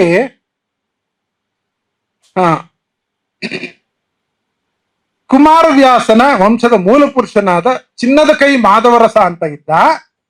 ಅವನು ವಿಜಯನಗರದ ಅರಸ ನರಸಿಂಹರಾಯನ ಸೇನಾಧಿಪತಿಯಾಗಿದ್ದ. ಅವನು 12,000 ವರಹಗಳಿಗೆ ಕೋಳಿವಾಡ ಹಾಗೂ ಕುರ್ತಕೋಟಿ ಗ್ರಾಮಗಳನ್ನ ಕೊಂಡುಕೊಂಡ. ಆ ಮಾಧವರಸನ ಮಗ ತಿರುಮಲಯ್ಯ, ಅವನ ಮಗ ಲಕ್ಕರಸಯ್ಯ ಅಥವಾ ಲಕ್ಷ್ಮಣದೇವ. ಅವನು ದೇವರಾಯನ ಹತ್ರ ಮಂತ್ರಿಯಾಗಿದ್ದ. ದೇವರಾಯನ ಮರಣಾನಂತರ ಲಕ್ಕರಸಯ್ಯ ಕೋಳಿವಾಡಕ್ಕೆ ವಾಪಸ್ ಬಂದ. ಅವನಿಗೆ 5 ಜನ ಗಂಡು ಮಕ್ಕಳು. ಅದ್ರಲ್ಲಿ ದೊಡ್ಡವನ ಹೆಸರು ವೀರನಾರಾಯಣ ಗೌಡ. ಅವನೇ ಕುಮಾರವ್ಯಾಸ. ನಾವು ಅವನು ವಂಶಸ್ಥರು ಅಂತ ಅವ್ರು ಹೇಳ್ಕೊಂಡು ಬಂದಿದ್ದಾರೆ. ಇವ್ರು ಕೊಟ್ಟಿರುವ ಕ್ರೊನಾಲಜಿ ಮತ್ತು ವಿಜಯನಗರದ ಅರಸರ ಚಾರಿತ್ರಿಕ ಅಂಶಗಳನ್ನ ಸೂಕ್ಷ್ಮವಾಗಿ ನೋಡಿದ್ರೆ ಗೊತ್ತಾಗತ್ತೆ, ಪಕ್ಕಾ ಸುಳ್ಳು ಮಾಹಿತಿ. ಕಾಲಾನುಕ್ರಮಣಿಕೆ ಮತ್ತು ಆ ಅರಸರ ಡೇಟ್ಗಳು ಒಂದಕ್ಕೊಂದು ಮ್ಯಾಚೇ ಆಗಲ್ಲ. ಇದು ಒಂದು 100 ವರ್ಷದ ಹಿಂದೆ ಇವರೇ ತಯಾರಿಸ್ಕೊಂಡಿರೋ ಒಂದು ಕೃತಕ ದಾಖಲೆ. ಇದನ್ನೇ ಇಟ್ಕೊಂಡು ಆ ವೀರನಾರಾಯಣ ಗೌಡನ ಬ್ರಾಹ್ಮಣರು ಗೌಡ ಅಂತ ಇಟ್ಕೊಳ್ತಿದ್ರು. ಅಂತಹದ್ದು ಪದ್ಧತಿ ಇತ್ತು, ಎಷ್ಟೋ ಜನ ಈಗಲೂ ಸಿಗ್ತಾರೆ. ಅವನ ವಂಶಸ್ಥರು ಅಂತ ಹೇಳ್ಕೊಳ್ತಾರೆ. ಕುಮಾರವ್ಯಾಸನ ಕಾವ್ಯವನ್ನು ಸೂಕ್ಷ್ಮವಾಗಿ ನೋಡಿದ್ರೆ ಗೊತ್ತಾಗುತ್ತೆ, ಅವನು ತನ್ನನ್ನು ತಾನು ಯತಿ, ಯೋಗೀಂದ್ರ, ಸನ್ಯಾಸಿ ಈ ತರ ಎಲ್ಲ ಹೇಳ್ಕೊಳ್ತಾನೆ. ಅವನ್ ಸನ್ಯಾಸಿ ಆಗಿದ್ದ ಅಂತ. ಸನ್ಯಾಸಿ ವಂಶಸ್ಥರು ಹೆಂಗಿರಕ್ ಸಾಧ್ಯ? ಈ ಕಾಗದದ ಹಸ್ತಪ್ರತಿಯೇ ಒಂದು ಡೂಪ್ಲಿಕೇಟ್ ಡಾಕ್ಯುಮೆಂಟ್. ಅದನ್ನ ಆಧರಿಸಿ ಕುಮಾರವ್ಯಾಸ ಕೋಳಿವಾಡದವನು ಅಂತ ಹೇಳೋದಾಗ್ಲಿ, ಅವನ ಹೆಸರು ನಾರಾಯಣಪ್ಪ ಅಂತ ಅನ್ನೋದಾಗ್ಲಿ ಖಂಡಿತ ಅದು ಸರಿಯಲ್ಲ. ಕಾಳಿದಾಸನ ನಿಜವಾದ ಹೆಸರು ನಮ್ಗೆ ಹೇಗ್ ಗೊತ್ತಿಲ್ವೋ ಅದೇ ರೀತಿ ಕುಮಾರವ್ಯಾಸನ ಹೆಸರು ನಿಜವಾದ ಹೆಸರು ಗೊತ್ತಿಲ್ಲ ಅಂತ ಹೇಳೋದೇ ಒಳ್ಳೇದು. ಅವನ್ ಕೋಳಿವಾಡದವನು ಅನ್ನೋಕ್ಕಿಂತ ಗದಗ್ನವನು ಅಂತ ಹೇಳೋದು ತುಂಬಾ ಒಳ್ಳೇದು. ಗದಗಿನ ವೀರನಾರಾಯಣ ಅವನ ಇಷ್ಟದೈವ. ಅಲ್ಲೊಂದು ಶಾಸನವೂ ಇದೆ, ಅಚ್ಯುತರಾಯನ ಕಾಲದ್ದು. ಕುಮಾರವ್ಯಾಸನಿಗೆ ಪ್ರಿಯನಾದ ಪ್ರಿಯ ದೈವವಾದ ವೀರನಾರಾಯಣಂಗೆ ನಾನು ದಾನ ಕೊಟ್ಟಿದ್ದೀನಿ ಅಂತೆಲ್ಲ ಹೇಳ್ಕೊಂಡಿದ್ದಾನೆ. ಒಟ್ಟಾರೆ ಕುಮಾರವ್ಯಾಸನ ನಿಜವಾದ ಹೆಸರು ನಾರಾಯಣಪ್ಪ ಅನ್ನೋದಕ್ಕೆ ಯಾವ ಆಧಾರಗಳು ಇಲ್ಲ. ಅವನು ಕೋಳಿವಾಡದವನು ಅನ್ನೋಕ್ಕೂ ಯಾವ ಆಧಾರಗಳು ಇಲ್ಲ. ಅವನ ಹೆಸರು ನಾರಾಯಣಪ್ಪ ಅಲ್ಲ ಅಂತ ದೊಡ್ಡ ವಿಷಯ ಅಂತ ಅನ್ಕೊಳ್ಬೇಡಿ. ಆದ್ರೆ ತಪ್ಪು ಹೇಳಿಕೆಗಳನ್ನ ಒಪ್ಪುವುದು ಸರಿಯಲ್ಲ. ಅವನ್ ಕೋಳಿವಾಡದವನು ಅಂತ ಹೇಳೋದು ತಪ್ಪು ಅನ್ನೋದಷ್ಟೇ ನನ್ನ ಅಭಿಪ್ರಾಯ. ಐರಾವತ ಅಂತ ಒಂದು ಪುಟ್ಟದೊಂದು ಕಾವ್ಯ ಇದೆ, ಭಾಮಿನಿ ಷಟ್ಪದಿಯಲ್ಲೇ ರಚನೆ ಆಗಿರುವಂತಹದ್ದು. RS ಪಂಚಮುಖಿಯವರು ಬಹಳ ಸುಪ್ರಸಿದ್ಧ ಸಂಶೋಧಕರು. ಅವರು ಶೈಲಿಶಾಸ್ತ್ರದ ಆಧಾರದ ಮೇಲೆ ಈ ಐರಾವತ ಕಾವ್ಯ ಕುಮಾರವ್ಯಾಸಂದೆ ಅಂತಾನೆ ಪ್ರೂವ್ ಮಾಡಿ ಒಂದು ಒಳ್ಳೆಯ ಲೇಖನವನ್ನ ಬರೆದಿದ್ದಾರೆ. ಆ ಪುಸ್ತಕವನ್ನು ಎಡಿಟ್ ಮಾಡಿದ್ದಾರೆ. ಒಂದು 20 ವರ್ಷದ ಹಿಂದೆ ಸೂತ ಭಾರತ ಅಂತ ಇನ್ನೊಂದು ಭಾಮಿನಿ ಷಟ್ಪದಿಯ ಕಾವ್ಯ ಸಿಕ್ಕಿದೆ. ಭವನ ಭಿಕ್ಷಾಟನ ಅನ್ನುವ ಒಂದು ವಾರ್ಧಕ ಷಟ್ಪದಿಯ ಕಾವ್ಯಗಳು ಸಿಕ್ಕಿವೆ. ಈ ಎರಡನ್ನು ಎಡಿಟ್ ಮಾಡಿದಂತಹ ಪ್ರಸಿದ್ಧ ಸಂಶೋಧಕರಾಗಿದ್ದ ಎಸ್ ಶಿವಣ್ಣವರು ಅವರು ಸಹ ಸ್ಟೈಲಿಸ್ಟಿಕ್ಸ್ ಅಂದ್ರೆ ಶೈಲಿಶಾಸ್ತ್ರದ ಆದ್ಮೇಲೆ ಇವೆರಡರ ಕರ್ತೃ ಕುಮಾರವ್ಯಾಸನೇ ಅಂತ ಆಧಾರ ಸಹಿತ ಪ್ರೂವ್ ಮಾಡಿದ್ದಾರೆ. ಇವೆಲ್ಲ ದೊಡ್ಡ ಸಂಶೋಧನೆಗಳು.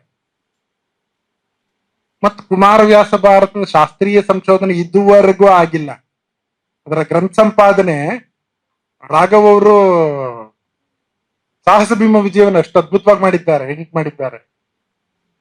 ಕುಮಾರವ್ಯಾಸ ಭಾರತಕ್ಕಿಂತಹದ್ದೊಂದು ಶಾಸ್ತ್ರೀಯವಾದ ಪರಿಷ್ಕರಣೆ ಎಡಿಟಿಂಗ್ ಕೆಲಸ ಆಗಿಲ್ಲ. ಅದಕ್ಕೆ ಕಾರಣ ಏನು ಅಂದ್ರೆ ಅಗಾಧತೆ. 100 ಹಸ್ತಪ್ರತಿಗಳು ಸಿಗ್ತವೆ. ಅವುಗಳ ಪಾಠಾಂತರಗಳನ್ನು ಗುರ್ತಾಕೊಳ್ಬೇಕು. ಆಮೇಲೆ ಮೂಲ ಕವಿ ಪಾಠಕ್ಕೆ ಹತ್ತಿರವಾದ ಪಾಠವನ್ನ ನಿಷ್ಕರ್ಷಗೊಳಿಸ್ಬೇಕು. ಅದಕ್ಕೆ ಒಂದು ವಿದ್ವತ್ಪೂರ್ಣವಾದ ದೊಡ್ಡ ಕೆಲಸ. ವಿದ್ವಾಂಸರ 100 ವಿದ್ವಾಂಸರ ಒಂದು ದೊಡ್ಡ ಟೀಮ್ ಬೇಕಾಗುತ್ತೆ, ಟೀಮ್ ವರ್ಕ್ ಆಗುತ್ತೆ. ಆಗ ಮಾತ್ರವೇ ಅದನ್ನ ನ್ಯಾಯವಾಗಿ ಎಡಿಟ್ ಮಾಡಬಹುದು. ಈಗ ನಮಗ್ ಸಿಗ್ತಾ ಇರೋದು ಒಂದು ಬಜಾರ್ ಪ್ರತಿ ಅಂತಾನೆ ಹೇಳಬೇಕು. ಮಾಸ್ತಿ ವೆಂಕಟೇಶ್ ಅಯ್ಯಂಗಾರ್ ಮತ್ತು ಕುವೆಂಪು ಅವರ ಇಬ್ಬರ ಹೆಸರಿನಲ್ಲಿ ಪ್ರಕಟ ಆಗಿರುವ ಪುಸ್ತಕ. ಅವರು 1958ರಲ್ಲಿ ಫಸ್ಟ್ ಎಡಿಷನ್ ಬಂತದ್ದು. ಅವರು ಅದರ ಪ್ರಸ್ತಾವನೆಯಲ್ಲಿ ಕುವೆಂಪು ಮತ್ತು ಮಾಸ್ತಿ ಹೇಳ್ತಾರೆ, ನಾವು ಸಿದ್ಧಗೊಳಿಸಿರುವುದು ಜನಪ್ರಿಯ ಪ್ರತಿ ಮಾತ್ರ. ಸಂಶೋಧಿತ ವಿಶುದ್ಧ ಪ್ರತಿ ಬರದ ತನಕ ಕುಮಾರವ್ಯಾಸನ ಪ್ರತಿಭೆಯ ನಿಜ ಸ್ವರೂಪದ ಸಂಪೂರ್ಣ ದರ್ಶನವಾಗುವುದಿಲ್ಲ. ಇದನ್ನೇ ಮತ್ತೆ ಮತ್ತೆ ರಿಪ್ರಿಂಟ್ ಮಾಡ್ತಾ ಇದೀವಿ, ಬೇರೆ ಗತಿ ಇಲ್ಲ. ಅದು ತಕ್ಕ ಮಟ್ಟಿಗೆ ಚೆನ್ನಾಗಿದೆ, ಆದರೆ ಅದರಲ್ಲೂ ಪ್ರಕ್ಷೇಪಗಳು ತುಂಬಾ ಇವೆ. ಯಾರ್ಯಾರೋ ಬರೆದು ಸೇರಿಸಿರೋವೆಲ್ಲ ಅದರಲ್ಲಿದೆ. ಕುಮಾರವ್ಯಾಸನ ಒರಿಜಿನಲ್ ಟೆಕ್ಸ್ಟ್ ಅಲ್ಲ ಅದು. ಅಂತಹದ್ದನ್ನು ಎಡಿಟ್ ಮಾಡುವ ಅವಶ್ಯಕತೆ ಇದೆ. ಇನ್ನೊಂದು ಒಂದೆರಡು ಶಾಸನಗಳನ್ನ ನೋಡೋಣ.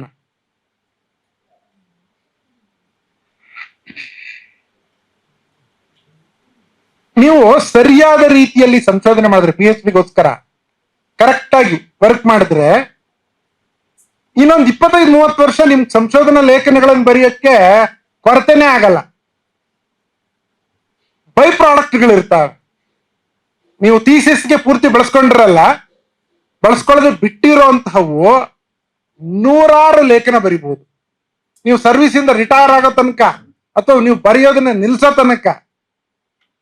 ಕೆಲವೊಮ್ಮೆ ಶಾಸನಗಳನ್ನ ಎಡಿಟ್ ಮಾಡಿ ಪ್ರಕಟಿಸಿದ್ದಾರೆ ಅಥವಾ ಕಾವ್ಯಗಳನ್ನ ಎಡಿಟ್ ಮಾಡಿ ಪ್ರಕಟಿಸಿದ್ದಾರೆ. ಅವುಗಳ ಮೈಕ್ರೋ ಸ್ಟಡಿ ಆಗಿರಲ್ಲ. ಅಂತಹದ್ದನ್ನ ಮಾಡಕ್ ಸಾಧ್ಯ ಇದೆ. ಈಗ BL ರೈಸ್ ಅವರು ಶಾಸನ ಸಂಪುಟಗಳು ಬಂತು, ಆ ನಂತರ ರಿವೈಸ್ಡ್ ವಾಲ್ಯೂಮ್ಗಳು ಒಂದು 16 ಸಂಪುಟ ಬಂದಿದೆ. ಇನ್ನೂ ಒಂದು 8 ಸಂಪುಟದ ಕೆಲಸ ನಡೀತಾ ಇದೆ. ಆ ಪ್ರಕಟಿತ ಶಾಸನಗಳಲ್ಲೇ ಎಷ್ಟೆಲ್ಲಾ ಹೊಸ ವಿಚಾರಗಳು ಸಿಗ್ತವೆ ಅಂತಂದ್ರೆ, ಚಿತ್ರಕಾವ್ಯ ಅಂತ ಒಂದಿದೆ, ಕನ್ನಡ ಚಿತ್ರಕಾವ್ಯ. ನಮ್ಮ ಟಿ ವಿ ವೆಂಕಟಾಚಲ ಶಾಸ್ತ್ರಿಗಳು ಒಂದು ವಾಲ್ಯೂಮ್ ಒಂದು ಅದ್ಭುತವಾದ ಕೆಲಸ ಮಾಡಿದ್ದಾರೆ.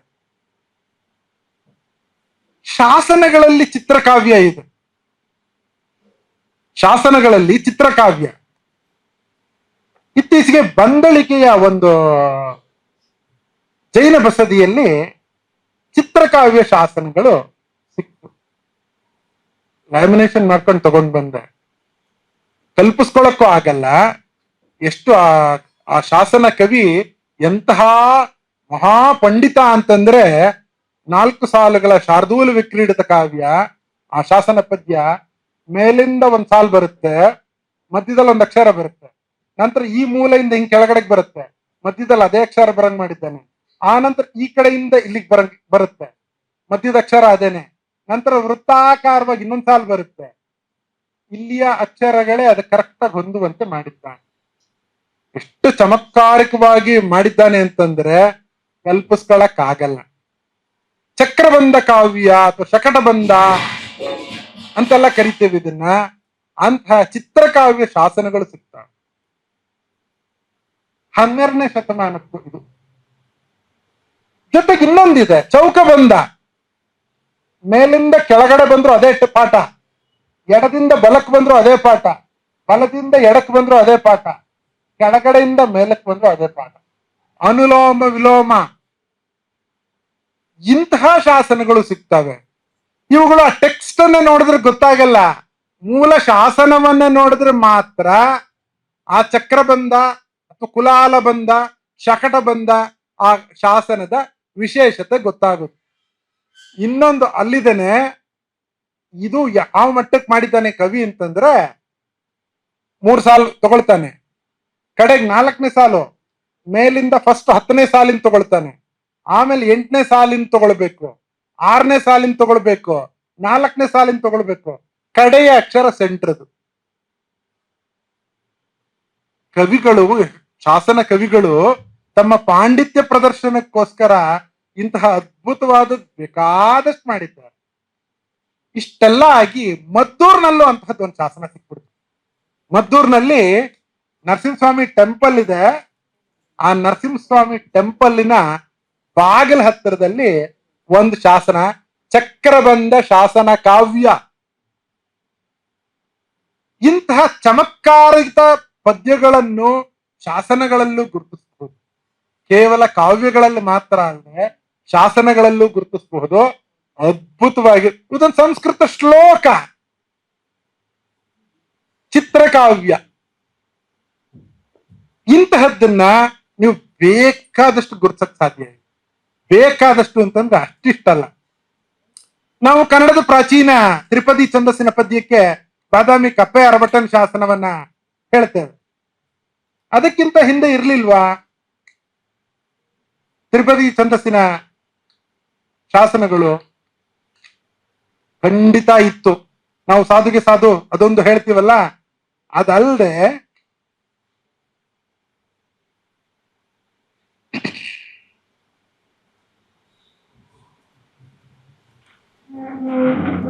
ಉದ್ಯಾವರದ ಒಂದು ಶಾಸನ ಇದೆ, ಪಾಂಡ್ಯ ವಿಲ್ಲರಸನ ಉದ್ಯಾವರ ಶಾಸನ.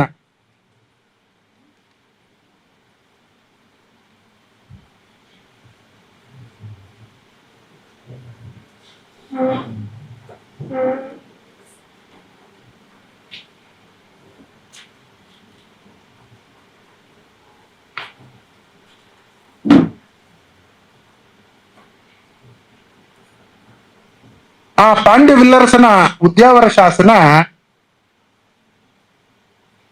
ಒಂದೇ ನಿಮಿಷ,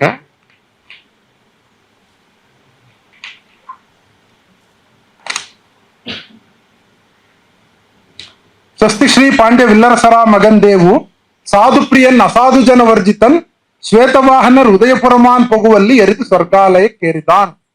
ಅಲ್ಲಿ ಸಾಧುಗೆ ಸಾಧು ಮಾಧುರ್ಯಂಗ ಮಾಧುರ್ಯಂ ಬಾದಿಪ್ಪ ಕಲಿಗೆ ಕಲಿಯುಗ ವಿಪರೀತನ್ ಮಾಧವನಿತನ್ ಪೆರನಲ್ಲ ಇದೆಯಲ್ಲ, ಆ ಶಾಸನವನ್ನು ಬರೆದವನೇ ಇದನ್ನು ಬರೆದದ್ದು. ಅದಕ್ಕಿಂತ ಸುಮಾರು ಒಂದು 25-30 ವರ್ಷ ಮೊದಲೇ ಬರೆದಿದ್ದಾನೆ. ಅಲ್ಲಿ ಆದಿಪ್ರಾಸ ಇದೆ, ಅಂತ್ಯಪ್ರಾಸವೂ ಇದೆ. ಈ ಉದ್ಯಾವರ ಶಾಸನದಲ್ಲಿ ಆದಿಪ್ರಾಸವೂ ಇಲ್ಲ, ಅಂತ್ಯಪ್ರಾಸ ಮಾತ್ರ ಇದೆ. ಈ ಶಾಸನವನ್ನ ಮತ್ತು ಅದನ್ನು ಬರೆದವನು ಇಬ್ರು ಒಬ್ನೇ ಅಕ್ಷರಮೇರು ಬಿರುದಾಂಕಿತನಾದ ದಾಮೋದರನ್ ಎನ್ನುವ ಕವಿ. ನಾವು ಏನನ್ನೇ ಆಗ್ಲಿ ಸೂಕ್ಷ್ಮವಾಗಿ ನೋಡಿದರೆ ಇಂತಹದ್ದನ್ನ ಬೇಕಾದಷ್ಟನ್ನ ಗುರ್ಸಕ್ ಸಾಧ್ಯ ಇದೆ. ನಾವು ಇಷ್ಟೆಲ್ಲ ಮಾಡ್ತೀವಲ್ಲ ಸಾಹಿತ್ಯ, ಸೈನ್ಸ್ ನಲ್ಲಿ ಇನ್ನೂ ವಿಚಿತ್ರವಾದ PhD ಗಳೆಲ್ಲ ಇದೆ. ಕೇವಲ 1 ಪುಟ 2 ಪುಟಕ್ಕೆಲ್ಲ ಡಾಕ್ಟರೇಟ್ ಕೊಟ್ಟಿದ್ದಾರೆ. ಇತ್ತೀಚೆಗೆ ಕೆಲವು ರಿಸರ್ಚ್ ಆರ್ಟಿಕಲ್ಗಳು ಇಂಟರ್ನ್ಯಾಷನಲ್ ಜರ್ನಲ್ ಅಲ್ಲಿ ಪಬ್ಲಿಷ್ ಆಗಿರೋ ಆರ್ಟಿಕಲ್ಗಳು ನನ್ನ ಗಮನಕ್ಕೆ ಆಕಸ್ಮಿಕವಾಗಿ ಬಂತು. ಕಾರಣ ಏನು ಅಂತಂದ್ರೆ ನನ್ನ ಪುಸ್ತಕವನ್ನ ಅಲ್ಲಿ ಸೈಟೇಷನ್ ಅಲ್ಲಿ ಕೊಟ್ಟಿದ್ದಾರೆ ರೆಫರೆನ್ಸ್ಗೆ. ಕಂಪ್ಯೂಟರ್ ಸೈನ್ಸಿನ PhD ರಿಸರ್ಚ್ಗಳಲ್ಲಿ ಅವರು PhD ಥೀಸಿಸ್ನ ಟಾಪಿಕ್ ಆಗಿ ಶಾಸನಗಳನ್ನ ತಗೊಂಡಿದ್ದಾರೆ. ನಾವು ಶಾಸನವನ್ನ ಪೆಲಿಯೋಗ್ರಫಿಕಲ್ ಎವಿಡೆನ್ಸ್ ಮೇಲೆ ಅದರ ಕಾಲವನ್ನ ಗುರುತಿಸಿದ್ರೆ ಅವರು ಅದನ್ನ ಇನ್ಸ್ಕ್ರೈಬ್ ಮಾಡಿರ್ತಾರಲ್ಲ, ಕೊರೆದಿರ್ತಾರಲ್ಲ, ಅವುಗಳ ಸ್ಟ್ರೋಕ್ ಹೇಗಿದೆ ಅನ್ನೋದರ ಆಧಾರದ ಮೇಲೆ ಅವುಗಳ ಕಾಲಗಣನೆ ಮಾಡಿದ್ದಾರೆ. ಅದು ಇಂಟರ್ನ್ಯಾಷನಲ್ ಜರ್ನಲ್ ಅಲ್ಲಿ ರಿಸರ್ಚ್ ಆರ್ಟಿಕಲ್ ಗಳನ್ನ ಪಬ್ಲಿಷ್ ಮಾಡಿದ್ದಾರೆ. ಕನಿಷ್ಠ ಒಂದು 10 PhD ಥೀಸಿಸ್ಗಳಲ್ಲಿ ನನ್ನ ಪುಸ್ತಕದ ಸೈಟೇಷನ್ ಸಿಕ್ತು ಇಂಟರ್ನ್ಯಾಷನಲ್ ಜರ್ನಲ್ ಅಲ್ಲಿ. ನೀವೇ ಕುತೂಹಲಕ್ಕೆ ಬೇಕಾದ್ರೆ ನೋಡಿ, ಕನ್ನಡ ಲಿಪಿ ವಿಕಾಸ ಅಂತ ಸರ್ಚ್ ಮಾಡಿ. ಈ ರೀತಿಯೂ PhDಗಳನ್ನ ಸೈನ್ಸ್ ನಲ್ಲಿ ಮಾಡ್ತಾರೆ. ಆಗ್ಲೇ ಹೇಳಿದ್ರಲ್ಲ ಕುವೆಂಪು ಯೂನಿವರ್ಸಿಟಿದು ಏನು ತುಂಗಾ ನದಿಯ ಎಡದಂಡೆ ಬಲದಂಡೆ, BGL ಸ್ವಾಮಿ ಅವರು ಅವರ ಪ್ರಾಧ್ಯಾಪಕನ ಪೀಠದಲ್ಲಿ ಒಂದ್ಸರಿ ಕುತೂಹಲಕ್ಕೆ ಏನಾದ್ರು ಓದಿ, ತಮಿಳ್ನಾಡಲ್ಲಿ ನಡೀತಿದ್ದು PhDಗಳು ಯಾವ ಮಟ್ಟದ್ದು ಅಂತ ಅವ್ರು ಕೊಡ್ತಾರೆ. ಚೋಳರ ರಾಣಿಯರು ಅಂತ ಒಂದು, ಚೋಳರ ಯುವರಾಣಿಯರು ಅಂತ ಒಂದು PhD, ಚೋಳರ ಕನ್ಯೆಯರು ಅಂತ ಇನ್ನೊಂದು, ಚೋಳ ರಾಜ್ಯದಲ್ಲಿ ಮಹಿಳೆಯರು ಅಂತ ಮತ್ತೊಂದು. ಇಂಥವು ಆಗ್ತಾ ಇವೆ. ದುರಂತ ಅಂತಂದ್ರೆ ಕನ್ನಡದಲ್ಲೂ ಇಂಥವೆಲ್ಲ ಆಗ್ತಾ ಇವೆ. MG ಈಶ್ವರಪ್ಪನವರು ಚಿತ್ರದುರ್ಗ ಜಿಲ್ಲೆಯ ವ್ಯವಸಾಯ ಜಾನಪದ ಅಂತ ಮಾಡಿದ್ರು ಒಂದ್ 40 ವರ್ಷದ ಹಿಂದೆ. ಆ ನಂತರ ಬಂದ್ವಪ್ಪ ಎಲ್ಲ ಜಿಲ್ಲೆಗಳ ವ್ಯವಸಾಯ ಜಾನಪದ. ಮಂಡ್ಯ ಜಿಲ್ಲೆಯ ವ್ಯವಸಾಯ ಜಾನಪದನೂ ಬಂತು, ಮೈಸೂರು ಜಿಲ್ಲೆಯ ವ್ಯವಸಾಯ ಜಾನಪದ ಅಂತಾನು ಬಂತು. ಜಿಲ್ಲೆ ಹೆಸರೊಂದನ್ನ ಬದಲಾಯಿಸಿದ್ದಾರೆ, ಇನ್ನೆಲ್ಲವೂ ಬಹುತೇಕ ಅವೇನೆ. ಅದೇ ರೀತಿ ಜಾತ್ರೆಗಳ ಬಗ್ಗೆ PhD ಥೀಸಿಸ್ಗಳು ನೋಡಿದ್ರೆ ಬೇಜಾರಾಗುತ್ತೆ. ಅಥವಾ ಗ್ರಾಮ ದೇವತೆಗಳ ಬಗ್ಗೆ ತುಂಬಾ ಅವೇ ಚರ್ವಿತ ಚರ್ವಣ ಆಗ್ತವೆ. ದಯವಿಟ್ಟು ನೀವು ಯಾರು ಅಂತಹ ತಪ್ಪುಗಳನ್ನ ಮಾಡಬೇಡಿ. ನೀವು ಇದರಿಂದ ಹೊಸದನ್ನು ಕಲಿತೀರಾ, ಕಲಿಯಕ್ ಸಾಧ್ಯ ಇದೆ. ನೀವು ಯಾವ ಸಬ್ಜೆಕ್ಟ್ ನಲ್ಲಿ ಎಕ್ಸ್ಪರ್ಟ್ ಅಂತ ಹೇಳ್ಕೊಳಕಾದ್ರೂ ಇರ್ಬೇಕಲ್ವಾ. ನೀವಂತಹ ಒಂದು ಟಾಪಿಕ್ ಅನ್ನು ತಗೊಂಡು PhD ಮಾಡಿದ್ರೆ ನಿಮ್ದೊಂದು ದೊಡ್ಡ ಕಾಂಟ್ರಿಬ್ಯೂಷನ್ ಆ ಫೀಲ್ಡ್ಗೆ. ಅದ್ರ ಬಗ್ಗೆ ನೀವು ಅಥಾರಿಟಿ, ನಿಮ್ ಗೈಡ್ ಅಲ್ಲ. ಆ ಮಟ್ಟಕ್ಕೆ PhDಗಳನ್ನ ಮಾಡಬೇಕು. ಎಷ್ಟೋ ಹೊಸದನ್ನ ಹೇಳಕ್ ಸಾಧ್ಯ ಇದೆ. ಕನ್ನಡದ ಪ್ರಾಚೀನ ಶಾಸನ ನಾವು ಹಲ್ಮಿಡಿ ಹೇಳ್ತೀವಿ, ಅದಕ್ಕಿಂತ ಹಿಂದೆ ಇರಲೇ ಇಲ್ವೋ ಕನ್ನಡದ್ದು ತೋರ್ಸಕ್ ಸಾಧ್ಯ ಇದೆ. ತಮಿಳುನಾಡು ಸಿತ್ತಿನ ಮಾಸದಲ್ಲಿ ಒಂದು ಶಾಸನಗಳು ಸಿಕ್ಕಿವೆ. ಐರಾವತ ಮಹಾದೇವನ್ ಅನ್ನೋರು ಬಹಳ ದೊಡ್ಡ ವಿದ್ವಾಂಸರು ಅಲ್ಲಿ. ಅವರು ದಿ ಅರ್ಲಿ ತಮಿಳ್ ಎಪಿಗ್ರಫಿ ಅಂತ ಒಂದು ಅದ್ಭುತವಾಗಿರೋ ಪುಸ್ತಕ ಬರೆದಿದ್ದಾರೆ. ಅವ್ರು ಹೇಳ್ತಾರೆ ಅಲ್ಲಿಯ ಕೆಲವು ಬ್ರಾಹ್ಮಿ ಲಿಪಿಯ ಶಾಸನ, ಅವರು ಬ್ರಾಹ್ಮಿನೂ ಹೇಳ, ತಮಿಳು ಬ್ರಾಹ್ಮಿ ಅಂತಾರೆ, ಅಲ್ಲಿ ಕೆಲವು ಕನ್ನಡ ಪದಗಳಿವೆ ಅಂತ ಅವ್ರು ಗುರುತಿಸಿದ್ರು. ಅದನ್ನ ಮತ್ತೊಮ್ಮೆ ಪರಿಶೀಲಿಸಿ ನಾನ್ ನೋಡಿದ್ರೆ ಅದು ತಮಿಳು ಭಾಷೆ ಶಾಸನ ಅಲ್ಲ, ಕನ್ನಡ ಶಾಸನ. ಅದನ್ನ ತಮಿಳು ಬ್ರಾಹ್ಮಿ ಅಂತ ನಾನು ಹೇಳಲ್ಲ, ನಾನು ಕನ್ನಡ ಬ್ರಾಹ್ಮಿ ಅಂತ ಹೇಳ್ತೀನಿ. ಅದು ಜೈನ ನಿಷಧಿ ಶಾಸನಗಳು. ಜೈನ ಧರ್ಮ ತಮಿಳ್ನಾಡಿಗೆ ಹೋಗಿರೋದು ಕರ್ನಾಟಕದ ಮೂಲಕನೇ. ಫಸ್ಟ್ ಇವತ್ತಿನ ಶ್ರವಣಬೆಳಗೊಳ ಹಳೆ ಕಳ್ವಪ್ಪು ಅಲ್ಲಿಗೆ ಬಂತು. ಅಲ್ಲಿಂದ ಜೈನ ಧರ್ಮೀಯರು ಕಾಲ್ನಡಿಗೆಯಲ್ಲಿ ಹೋಗ್ತಾರೆ, ಜೈನ ಸನ್ಯಾಸಿಗಳು ಸನ್ಯಾಸಿನಿಯರು. ಏನ್ ಕರ್ನಾಟಕ ಬಿಟ್ಬಿಟ್ಟು ಅಲ್ಲೋಗಿ ಲ್ಯಾಂಡ್ ಆಗಕ್ಕೆ ಯಾವ ಫ್ಲೈಟ್ ಅಲ್ಲೂ ಹೋಗಿಲ್ಲ. ಜೈನ ಧರ್ಮ ಕರ್ನಾಟಕದಿಂದ ಹೋಗಿದೆ, ಲಿಪಿ ಕರ್ನಾಟಕದಿಂದ ಹೋಗಿದೆ. ಕರ್ನಾಟಕದಲ್ಲಿ ಅಶೋಕನ ಬ್ರಾಹ್ಮಿ ಲಿಪಿ ಶಾಸನ ಸಿಗ್ತವೆ, ತಮಿಳ್ನಾಡಲ್ಲಿ ಅಶೋಕನ ಶಾಸನ ಇಲ್ಲ. ಲಿಪಿಯೂ ನಮ್ಮಲ್ಲಿಂದನೇ ಹೋಗಿದೆ, ಧರ್ಮವೂ ನಮ್ಮಲ್ಲಿಂದನೇ ಹೋಗಿದೆ, ಭಾಷೆಯೂ ನಮ್ಮಲ್ಲಿಂದನೇ ಹೋಗಿದೆ. ಅಲ್ಲಿ ಎರುಮೈ ನಾಟ್ಟು ಅನ್ನೋ ಒಂದು ಪದ ಇದೆ, ಅಂದ್ರೆ ಎಮ್ಮೆಗಳ ನಾಡು. ನಮ್ಮ ಮೈಸೂರು ಮಹಿಷ ಮಂಡಲ, ಮಹಿಷಕ. ಹೊಸ್ತಿಲ್ ಅಂದ್ರೆ ಹೊಸ್ಲು. ಗೌಂಡಿ ಇನ್ನೋ ಒಂದು ಶಬ್ದ ಬರ್ತದೆ, ಗೌಡ್ತಿ. ಕ್ರಿಸ್ತಪೂರ್ವ 2ನೇ ಶತಮಾನದ ಅಲ್ಲಿಯ ಶಾಸನಗಳಲ್ಲಿ ಕನ್ನಡ ಪದಗಳಿವೆ.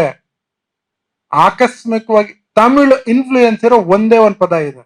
ಅದನ್ನ ಇಟ್ಕೊಂಡು ಅವ್ರೇನ್ ಹೇಳ್ತಾರೆ, ಇಲ್ಲ ತಮಿಳು ಶಾಸನ, ಇದು ತಮಿಳು ಗ್ರಂಥಲಿಪಿ ಅಂತಾರೆ. ಖಂಡಿತ ಅಲ್ಲ, ಅದು ಕನ್ನಡ ಗ್ರಂಥಲಿಪಿ, ಕನ್ನಡ ಭಾಷೆಯ ಶಾಸನ. ಅಲ್ಲಿಯ ಕಂಡರಣೆಕಾರ ಯಾವನೊಬ್ಬ ಲೋಕಲೈಟ್ ತಮಿಳಿಗ ಆದ್ರಿಂದ ತಮಿಳು ಛಾಯೆ ಸ್ವಲ್ಪ ಇದೆ 1-2 ಪದಗಳಲ್ಲಿ, ಅಷ್ಟು ಬಿಟ್ರೆ ಅದು ಕನ್ನಡ ಶಾಸನ. ನೀವು ಇತ್ತೀಚೆಗೆ ನೋಡ್ತಿರಬಹುದು, ಈಜಿಪ್ಟ್ ಅಲ್ಲಿ ನೈಲ್ ನದಿ ಪರಿಸರದಲ್ಲಿ ಒಂದು 30 ಶಾಸನಗಳು ಸಿಕ್ಕಿವೆ, ಬ್ರಾಹ್ಮಿ ಲಿಪಿಯ ಶಾಸನಗಳು. ಅದನ್ನ ತಮಿಳ್ನಾಡಿನ ವಿದ್ವಾಂಸರು ಡೈರೆಕ್ಟ್ ಆಗಿ ಅಲ್ಲಿ ಹೋಗಿ ನೋಡಿ ಏನು ಸುದ್ದಿ ಮಾಡ್ತಿದ್ದಾರೆ ಅಂತಂದ್ರೆ, ಅವು ತಮಿಳು ಭಾಷೆಯ ಶಾಸನಗಳು, ತಮಿಳು ಅಲ್ಲಿ ತನಕನೂ ಹೋಗಿತ್ತು, ಈಜಿಪ್ಟ್ ತನಕನೂ ಅಂತ ಅವ್ರು ಆರ್ಗ್ಯೂ ಮಾಡಿ ತಮಿಳು ಸಂಸ್ಕೃತಿ ಅಲ್ಲಿದೆ. ನಾನು ಅಲ್ಲಿಯ ಶಾಸನಗಳನ್ನ ಚೆಕ್ ಮಾಡಿದಾಗ ನಿಜವಾಗ್ಲೂ ಬೆಚ್ಚಿ ಬಿದ್ದುಬಿಟ್ಟೆ. ಕನ್ನಡ ಪದಗಳಿವೆ, ಕನ್ನಡ ಪದಗಳು. ಒಂದು ನಿಮಿಷ ಹೇಳ್ತೀನಿ. ಒಂದು ಶಾಸನ, ಕೊಪಣ ವರತ ಕಾಣ್ತಾನ್. ಕೊಪ್ಪಣ ಎಲ್ರಿಗೂ ಗೊತ್ತಿದೆ. ಇವತ್ತಿನ ಕೊಪ್ಪಳ ಕ್ರಿಸ್ತಪೂರ್ವ 3ನೇ ಶತಮಾನದ ಅಶೋಕನ 2 ಶಾಸನ ಇದೆ ಅಲ್ಲಿ, ಗವಿಮಠ ಮತ್ತು ಪಾಲ್ಕಿಗುಂಡು ಅನ್ನೋ, ಅಲ್ಲೇ ಕೊಪ್ಪಳ ಊರಿನಲ್ಲಿ. ಅದರ ಮತ್ತೊಂದು ಹೆಸರು ಕೊಪಣ, ಕೊಪಣಾಚಲದಂತೆ. ನಮ್ಮ ರನ್ನನ ಅಜಿತ್ ಪುರಾಣ ಜ್ಞಾಪಿಸ್ಕೊಳ್ಳಿ. ಕೊಪಣಾಚಲದಂತೆ ಪವಿತ್ರ ಮತ್ತಿಮಬ್ಬೆಯ ಚರಿತಂ ಅಂತ ಹೇಳ್ತಾನೆ. ಅವ್ರದಕ್ಕೆ ಅರ್ಥ ಏನ್ ಕೊಡ್ತಾರೆ ಗೊತ್ತಾ? ಈಜಿಪ್ಟ್ ವ್ಯಾಲಿ ಆಫ್ ಕಿಂಗ್ಸ್ ಅನ್ನೋ ಆ ಪ್ರದೇಶದಲ್ಲಿ ಸಿಕ್ಕಿರುವುದು ಶಾಸನ. ಕೊಪ್ಪಣ ಬಂದು ನೋಡ್ದ, ವ್ಯಕ್ತಿ ನಾಮ ತರಹ ತಗೊಂಡಿದ್ದಾರೆ.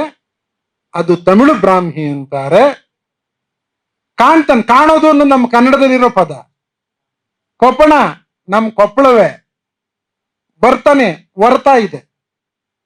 ಅಲ್ಲಿಯ ಎಲ್ಲ ಶಾಸನಗಳನ್ನ ಸರಿಯಾಗಿ ರೀಡಿಂಗ್ ತಗೊಂಡ್ರೆ ಕನ್ನಡ ಲಿಪಿಯ ಶಾಸನ ಈಜಿಪ್ಟ್ ನಲ್ಲಿ ಸಿಕ್ಕಿದೆ ಅಂತ ನಾವು ಖಂಡಿತ ಪ್ರೂವ್ ಮಾಡಕ್ ಸಾಧ್ಯ. ನಾನು ಇವುಗಳನ್ನು ನೋಡಿ, ಇನ್ನೊಂದು ಕಿರಣ್ ಅನ್ನೋ ಪದ ಇದೆ ಅಲ್ಲಿ ಸಿಕ್ಕಿದೆ. ಕೆಲವು ಲೇಬಲ್ ಇನ್ಸ್ಕ್ರಿಪ್ಷನ್ಸ್ ಅಲ್ಲಿ ಸಿಕ್ಕಿರೋ ದೊಡ್ಡ ದೊಡ್ಡವಲ್ಲ, ಕೆಲವು 2-3 ಪದಗಳಿದೆ, ಕೆಲವು 1 ಪದಗಳಿವೆ. ಬ್ರಾಹ್ಮಿ ಲಿಪಿಯ ಶಾಸನಗಳು, ಅದು ಖಂಡಿತ ತಮಿಳು ಬ್ರಾಹ್ಮಿ ಅಲ್ಲ, ಕನ್ನಡ ಬ್ರಾಹ್ಮಿ. ನ್ಯಾಯವಾಗಿ ಲೈಫ್ ಟೈಮ್ ನಲ್ಲಿ ಇಂತಹದ್ದು ಒಂದೊಂದು ಒಳ್ಳೆಯ ಸಂಶೋಧನೆ ಮಾಡಿದ್ರು ನಿಮ್ಮ ಹೆಸರು ಶಾಶ್ವತವಾಗಿ ಉಳಿತದೆ. ಎಂ.ಎಚ್. ಕೃಷ್ಣ ಅವ್ರ ಹಲ್ಮಿಡಿ ಶಾಸನವನ್ನು ಪತ್ತೆ ಹಚ್ಚಿದ್ರಲ್ಲ, ನಾವು ಕನ್ನಡ ಭಾಷೆಯ ಪ್ರಾಚೀನತೆ, ಕನ್ನಡ ಸಾಹಿತ್ಯದ ಪ್ರಾಚೀನತೆ ಅಥವಾ ಕರ್ನಾಟಕ ರಾಜಕೀಯ ಚರಿತ್ರೆ ಏನನ್ನೇ ಬರೆದ್ರು ಎಂ.ಎಚ್. ಕೃಷ್ಣ ಅವ್ರ ಹೆಸರನ್ನ ಕೋಟ್ ಮಾಡೇ ಮಾಡ್ತೀವಿ. ನಿಮ್ಮ PhD ಸಹ ಇದೇ ರೀತಿ ಒಂದು ಮಹತ್ವದ ಕಾಂಟ್ರಿಬ್ಯೂಷನ್ ಆಗಂಗ್ ನೀವು ಮಾಡ್ಬೇಕಲ್ವಾ? ನಾನೀಗ ಈ ಈಜಿಪ್ಟಿನ ಶಾಸನಗಳ ಬಗ್ಗೆ ಒಂದು ಸುದೀರ್ಘವಾದ ಲೇಖನ ಇಷ್ಟರಲ್ಲೇ ಪ್ರಕಟಿಸ್ತೀನಿ. ಎಷ್ಟೆಲ್ಲಾ ಮಾಡಕ್ ಸಾಧ್ಯ ಇದೆ. ಸಾಹಿತ್ಯದಲ್ಲೂ ಅದ್ಭುತವಾದ ಕೆಲಸ ಮಾಡ್ಬೋದು. ನೀವು ಕನ್ನಡ ಸಬ್ಜೆಕ್ಟ್ನವ್ರಿಗೆ ಒಂದು ಅನುಕೂಲ ಇರುತ್ತೆ, ನಿಮ್ಮ ರಿಸರ್ಚ್ಗಳು ಹಿಸ್ಟ್ರಿಗೂ ದೊಡ್ಡ ಕಾಂಟ್ರಿಬ್ಯೂಷನ್ ಆಗಂಗ್ ಮಾಡ್ಬೋದು. ಇತಿಹಾಸಕ್ಕೆ ಸಂಬಂಧಪಟ್ಟ ದೊಡ್ಡ ದೊಡ್ಡ ಸಂಶೋಧನೆ ಮಾಡಿರೋರು ಕನ್ನಡ ಸಾಹಿತ್ಯದವರು, ಹಳಗನ್ನಡ ಚೆನ್ನಾಗಿ ಗೊತ್ತಿರುತ್ತೆ. ನೀವು ಶಾಸನ ಓದಕ್ಕೆ, ಅಪ್ರಕಟಿತ ಶಾಸನ ಓದಕ್ಕೆ ಬರ್ದಿದ್ರು ಪರವಾಗಿಲ್ಲ, ಪ್ರಕಟಿತ ಶಾಸನಗಳನ್ನಿಟ್ಕೊಂಡೇನೆ ಅದ್ಭುತವಾಗಿ ರಿಸರ್ಚ್ ಮಾಡಕ್ ಸಾಧ್ಯ ಇದೆ. ಚಿದಾನಂದ ಮೂರ್ತಿಯವ್ರ ಪೇಲಿಯೋಗ್ರಫಿ ಬರ್ತಿರ್ಲಿಲ್ಲ, ಅವ್ರು ಒಂದ್ ಶಾಸನನು ಓದ್ ಪಬ್ಲಿಷ್ ಮಾಡಿಲ್ಲ. ಅದರವ್ರ ಥೀಸಿಸ್ ಇವತ್ತಿಗೂ ಸಂಶೋಧಕರಿಗೆ ಒಂದು ಬೈಬಲ್ ತರಹ. ಕನ್ನಡ ಶಾಸನಗಳ ಸಾಂಸ್ಕೃತಿಕ ಅಧ್ಯಯನ. ನಿಮ್ ಟಾಪಿಕ್ ಯಾವ್ದಾರ ಆಗಿರ್ಲಿ, ಚಿದಾನಂದ ಮೂರ್ತಿ ಥೀಸಿಸ್ ಒಂದ್ಸರಿ ಓದಿ. ಹೇಗ್ ಕೋಟ್ ಮಾಡಬೇಕು ಅಥವಾ ಹೇಗ್ ಫುಟ್ ನೋಟ್ ಕೊಡಬೇಕು ಅಂತಹದ್ದಕ್ಕೋಸ್ಕರ ಆದ್ರೂ ನೋಡಿ. ನೀವ್ ಯಾರನ್ನೂ ಕೇಳ್ಕೊಂಡು ಬರೋ ಅಗತ್ಯ ಇಲ್ವೇ ಇಲ್ಲ. ನೀವು ಮಹಾಭಾರತದ ಏನು ಅಲಕ್ಷಿತ ಪಾತ್ರಗಳು ಅಂತ ಹೇಳಿದ್ರಲ್ಲ, ಅದೇನೋ ಟೈಟಲ್ ನಿಮ್ದು? ಸರಿ, ಮಹಾಭಾರತವನ್ನ ಆಧರಿಸಿದ ಸಾಹಿತ್ಯ ಕೃತಿಗಳ ಅಲಕ್ಷಿತ ಪಾತ್ರಗಳು ಅಂತಾರು ಮಾಡ್ಕೊಳ್ಳಿ. ಇಲ್ಲಿ ನೀವು ಮೂಲ ಮಹಾಭಾರತವನ್ನು ತಗೊಳ್ಬೇಕಾಗತ್ತೆ. ಮಹಾಭಾರತವನ್ನ ಆಧರಿಸಿದ ನೀವು ಮಾಧವಿ ಕತೆ ಹೇಳಿದ್ರಲ್ಲ, ಆಯ್ತಲ್ಲ, ಎಲ್ಲಿ? ಸರಿಯಪ್ಪ, ಆಯ್ತು. ನೀವು ವ್ಯಾಸ ಭಾರತ ಅಥವಾ ಕುಮಾರ ವ್ಯಾಸ ಭಾರತ, ಪಂಪ ಭಾರತ ಇವುಗಳನ್ನ ಮಾತ್ರ ತಗೊಳ್ತೀರಾ. ನೀವು ಅಧ್ಯಯನದ ವ್ಯಾಪ್ತಿಯನ್ನು ಕುರಿತಾದ್ರು ಅಚ್ಚುಕಟ್ಟಾಗಿ ಹೇಳ್ಕೊಳ್ಬೇಕಲ್ವಾ? ಇಲ್ದೆ ಹೋದರೆ ನೀವು ಅದರಲ್ಲೇ ಸಿಕ್ಕಿ ಅಲ್ಲೇ ತೊಳಲಾಡ್ತಾ ಇರ್ತೀರಾ, ಬಿಡಿಸ್ಕೊಂಡು ಈಚೆಗೆ ಬರಕ್ಕಾಗಲ್ಲ. ಜೇಡರ ಬಲೆಯಲ್ಲಿ ಸಿಕ್ಕಾಕೊಂಡ ಹುಳುವಿನ ತರಹ ಆಗ್ತೀರಾ. ಟೈಟಲ್ ಕೊಡ್ಬೇಕಾದ್ರೆ ಬಹಳ ಎಚ್ಚರಿಕೆಯಿಂದ ಮಾಡ್ಕೊಳ್ಬೇಕು. ಈಗ ಮೇಷ್ಟ್ರು ಅಂತ ನಾವು ಬಹಳ ಪ್ರೀತಿಯಿಂದ ಕರೆಯೋದು ರಾಘವ್ ಅವ್ರನ್ನ. ನಾನು ನೇರವಾಗಿ ಅವ್ರ ಸ್ಟೂಡೆಂಟ್ ಅಲ್ಲ, ಆದ್ರೆ ಪರೋಕ್ಷವಾಗಿ ಅವ್ರು ನಮ್ಮಂತವ್ರು 1000 ಜನಕ್ಕೆ ಮೇಷ್ಟ್ರು. ಅವ್ರ ಥೀಸಿಸ್ ಓದ್ ನಾವು ಕಲಿಬೇಕಲ್ವಾ? ಅದನ್ನೇ ಓದಿದ್ರೆ ನನ್ ಟಾಪಿಕ್ ಅಲ್ಲ ಅಂತ ಅನ್ನೋದಲ್ಲ. ಅವರು ಕನ್ನಡ ಕಾವ್ಯಗಳಲ್ಲಿ ಚಾರಿತ್ರಿಕ ಅಂಶಗಳು, ನಾನು ಕನ್ನಡ ಜನಪದ ಸಾಹಿತ್ಯದಲ್ಲಿ ಚಾರಿತ್ರಿಕ ಅಂಶಗಳು ಅಂತ ಒಂದು PhD ಮಾಡ್ತಿದ್ದೆ ಅವ್ರ ಸ್ಟೂಡೆಂಟ್ ಕೈಲೆ. ಅವ್ರ ವಯಸ್ಸಿನಲ್ಲಿ ಹಂಗೇನೆ ಒಂದು 10 ವರ್ಷ ದೊಡ್ಡವ್ರು, ಮಹಾ ಸೋಮಾರಿ. ಬೇಸ್ ಏನ್ ಹೇಳಿದ್ರು ಗೊತ್ತಾ, ನೀವು ಅವ್ರ ಕೈಲಿ ಮಾಡ್ಸಕ್ಕಾಗಲ್ಲ PhD ಅಂತ ಹೇಳಿದ್ರು. ಆದ್ರೂ ಅವ್ರ ಕೈಲೂ ಮಾಡಿಸ್ದೆ. ನನ್ನ ಹತ್ರ ಇದುವರೆಗೆ 25 ಜನ PhD ಮಾಡಿದ್ದಾರೆ. ಒಬ್ಬರು ಕೊಟ್ಟಂತಹ ಟಾಪಿಕ್ ಇನ್ನೊಬ್ರು ಕೊಟ್ಟಿಲ್ಲ. 25 ಜನದ ಅವಾರ್ಡ್ ಆಗಿದೆ. ಈಗಲೂ ಒಂದು 8 ಜನ ಮಾಡ್ತಿದ್ದಾರೆ. ನೀವು ಶ್ರಮ ಪಡೆದಿದ್ರೆ ನಿಮ್ಮ ಸಂಶೋಧನೆಗಳು ಯಾವುದು ಆಗಲ್ಲ, ಸರಿಯಾಗಲ್ಲ. ನೀವು ಕಷ್ಟಪಟ್ರೆ ಅದರ ಎಲ್ಲ ಫಲವನ್ನ ನೀವು ಅನುಭವಿಸ್ತೀರಾ. ನಿಮ್ಮ ಮೇಷ್ಟ್ರಲ್ಲ, ನಿಮ್ಮ ಗೈಡ್ ಅಲ್ಲ. ನೀವು ಕಾಟಾಚಾರಕ್ಕೆ ಮಾಡಿದ್ರೆ ನಿಮ್ ಥೀಸಿಸ್ನ ನೀವೇ ಸೇಫ್ ಡಿಪಾಸಿಟ್ ಲಾಕರ್ ಅಲ್ಲಿ ಇಡ್ತೀರಾ, ಯಾರ ಕಣ್ಗೂ ಸಿಕ್ಕದಂತೆ ಇಡ್ತೀರಾ. ನೀವು ಚೆನ್ನಾಗಿ ಮಾಡಿದ್ರೆ ಥೀಸಿಸ್ ಮತ್ತೆ ಮತ್ತೆ ರೀಪ್ರಿಂಟ್ ಆಗುತ್ತೆ. ಕೇಳಿ ಮೇಷ್ಟ್ರ ಎಷ್ಟು ಸರಿ ರೀಪ್ರಿಂಟ್ ಆಗಿದೆ ಅಂತ. 2ನೇ ಸರಿ ರೀಪ್ರಿಂಟ್ ಆದಾಗ ಆ ಥೀಸಿಸ್ ಬಗ್ಗೆ ನಾನೇ ಇಲ್ಲೇ ಮಾತಾಡಿದ್ದೆ. ಅದಕ್ಕೆ ಎಷ್ಟು ಡಿಮಾಂಡ್ ಇದೆ ಗೊತ್ತಾ. ಆ ಥೀಸಿಸ್ ಇಂದ ಮೇಷ್ಟ್ರಿಗೆ ಎಷ್ಟು ಗೌರವ ಬಂದಿದೆ ಗೊತ್ತಾ. ಅದರ ಬೈ ಪ್ರಾಡಕ್ಟ್ ಅದನ್ನ ಬಳಸ್ಕೊಂಡು ಎಷ್ಟು ಜನ ಏನೇನ್ ಬರ್ದಿದ್ದಾರೆ ಗೊತ್ತಾ. ಅಂತಹದ್ದೆಲ್ಲ ಮಾಡಬಹುದು. ನೀವು ಫಸ್ಟ್ ಒಂದಷ್ಟು ಹಳೆ ಥೀಸಿಸ್ಗಳನ್ನ ಓದಿ. 100 ಥೀಸಿಸ್ಗಳು ಪಬ್ಲಿಷ್ ಆಗಿದೆ. ನಾನೇ ನನ್ನ ಸ್ವಂತ ಅನುಭವ ಹೇಳೋದಾದ್ರೆ, ನಾನು PhD ಸೇರ್ಕೊಂಡ ತಕ್ಷಣ ಕನ್ನಡದಲ್ಲಿ ಯಾವ್ಯಾವ ಥೀಸಿಸ್ಗಳು ಮಾರ್ಕೆಟಲ್ಲಿ ಸಿಕ್ತಿತ್ತೋ ಅಷ್ಟೂ ಥೀಸಿಸ್ಗಳನ್ನ ಕೊಂಡ್ಕೊಂಡು ಬಂದು ಓದ್ದೆ. ಕನ್ನಡ ಸಾಹಿತ್ಯ ಪರಿಷತ್ತಿಂದ 100 ಥೀಸಿಸ್ಗಳು ಪಬ್ಲಿಷ್ ಆಗಿವೆ. ನಮ್ಮ ಮೈಸೂರು ಯೂನಿವರ್ಸಿಟಿಯಲ್ಲಿ ಬೇಕಾದಷ್ಟು ಥೀಸಿಸ್ಗಳು ಪಬ್ಲಿಷ್ ಆಗಿವೆ. ಅಂತಹದ್ದು ಓದಿ. ನೀವು ಅವುಗಳನ್ನೇ ಮಾದರಿಯಾಗಿ ಇಟ್ಕೊಳ್ಳಿ. ಅಂದ್ರೆ ಕೆಟ್ಟ ಥೀಸಿಸ್ಗಳನ್ನ ಮಾದರಿಯಾಗಿ ತಗೊಳ್ಳೋದಲ್ಲ. ಕೆಲವೊಮ್ಮೆ ಮಿತಿಗಳಿರ್ತವೆ, ಅಂತಹದ್ದನ್ನು ಓದಿ. ಅದೇನ್ ತಪ್ಪಲ್ಲ. ನಾನು ಇನ್ನೂ ಏನೇನೋ ಮಾತಾಡ್ಬೇಕು ಅಂತ ಅಂದ್ಕೊಂಡು ಬಂದವನು. ಕೆಲವು ನನ್ನ ಸ್ವಂತ ಅನುಭವಗಳ ಹಿನ್ನೆಲೆಯಲ್ಲಿ ನಿಮ್ ಜೊತೆ ನನ್ನ ಕೆಲವು ವಿಚಾರಗಳನ್ನು ಹಂಚಿಕೊಂಡೆ. ಈಗ ಸಂವಾದದ ಸಂದರ್ಭದಲ್ಲಿ ನೀವೇನಾದ್ರು ನಾನು ಮಾತಾಡಿದ್ದಕ್ಕೆ ಪೂರಕವಾಗಿ ಕೇಳೋದಾದ್ರೆ ನಾನು ನನ್ನ ಇದನ್ನ ಹೇಳ್ತೀನಿ. ಆಗ್ಲೇ ಹೇಳದ್ನಲ್ಲ, ಇದೆ ಪಾಂಡ್ಯ ವಿಲ್ಲರಸನ ಶಾಸನ. ಸ್ವಸ್ತಿ ಶ್ರೀ ಪಾಂಡ್ಯ ವಿಲ್ಲರಸರ ಮಗನ್ ದೇವು ಸಾಧು ಪ್ರಿಯನ್ ಅಸಾಧು ಜನ ವರ್ಜಿತನ್ ಶ್ವೇತವಾಹನ ಹೃದಯಪುರಮಾನ್ ಪೊಗುವಲ್ಲಿ ಏರಿದು ಸ್ವರ್ಗಾಲಯ ಕೇರಿದಾನ್. ಇದು ಬಾದಾಮಿ ಕಪ್ಪೆ ಅರಭಟ್ಟನ ಶಾಸನಕ್ಕಿಂತ ಕಡೆ ಪಕ್ಷ ಒಂದು 25 ವರ್ಷ ಆದ್ರೂ ಮೊದಲ ರಚನೆ ಆಗಿರೋದು. ಉದ್ಯಾವರ, ಅದರ ಹಳೆಯ ಹೆಸರು ಉದಯಪುರ ಅಂತ, ಉಡುಪಿ ಹತ್ರದಲ್ಲಿದೆ. ಅದು ಆಳುಪರ ರಾಜಧಾನಿ ಆಗಿತ್ತು. ಅಲ್ಲಿಯ ಶಾಸನ. ಈ ಶಾಸನವನ್ನು ಬರೆದ ಕವಿಯೇ ನಂತರ ಬಾದಾಮಿ ಕಪ್ಪೆ ಅರಭಟ್ಟನ ಶಾಸನವನ್ನ ಬಹುಶಃ ಬರೆದಿದ್ದಾನೆ. ಹಾಗಾಗಿ ಅದೇ ತ್ರಿಪದಿ ಛಂದಸ್ಸನ್ನ ಅಲ್ಲೂ ಬಳಸ್ಕೊಂಡಿದ್ದಾನೆ. ಇಲ್ಲಿ ಬಳಸಿರುವ ಪದಗಳನ್ನೇ ಒಂದಷ್ಟು ಅಲ್ಲಿ ಬಳಸ್ಕೊಂಡಿದ್ದಾನೆ. ಶೈಲಿಯ ಆಧಾರದ ಮೇಲೆ ಇದನ್ನ ಗುರುತಿಸಿತ್ತು. ಇಂತಹ ಬೇಕಾದಷ್ಟು ಸಂಶೋಧನೆಗಳನ್ನ ನೀವು ಮಾಡಬಹುದು. ಇಷ್ಟು ಹೇಳಿ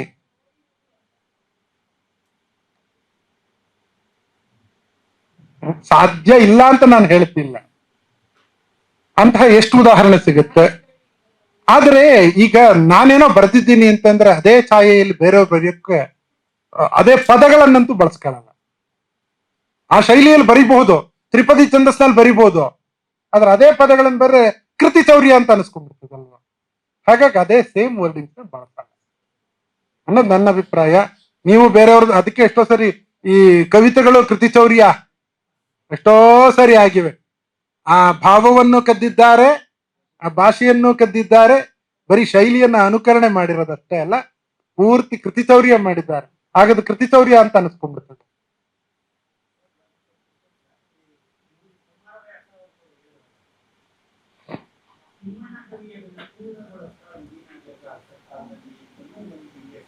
ಪೂರ್ಣಗೊಳಿಸ್ದ ಅಂತ ಅಲ್ಲ. ಅದೇನ್ ಗೊತ್ತಾ, ಅವನು 10 ಪರ್ವಗಳನ್ನು ಮಾತ್ರ ಬರೆದಿದ್ದ. ಕುರುಕ್ಷೇತ್ರ ಯುದ್ಧ ಅನ್ನೊಂದು ಅಲ್ಲಿಗೆ ಮುಕ್ತಾಯ ಆಗೋಗ್ತದೆ. ಉಳಿದ ಸ್ವರ್ಗಾರೋಹಣ ಪರ್ವತ ತನಕ ಉಳಿದ 8 ಪರ್ವಗಳನ್ನು ಅವನು ಕೃಷ್ಣರಾಯ ಭಾರತ ಅನ್ನೋ ಹೆಸರಿನಲ್ಲಿ ಬೇರೊಂದು ಕಾವ್ಯವನ್ನ ಬರೆದದ್ದು. ಖಂಡಿತ ಇಲ್ಲ. ಅದೆರಡು ಒಂದು ಕಾವ್ಯದ ಎರಡು ಭಾಗ ಅಲ್ಲ. ಇದು ಪರಿಪೂರ್ಣವಾಗಿದೆ. ಅದು ಆನಂತರದ್ದು. ಧರ್ಮರಾಯನಿಗೆ ಪಟ್ಟಾಭಿಷೇಕ ಅಲ್ಲಿಗೆ ಮುಗ್ದೋಗ್ತದದು.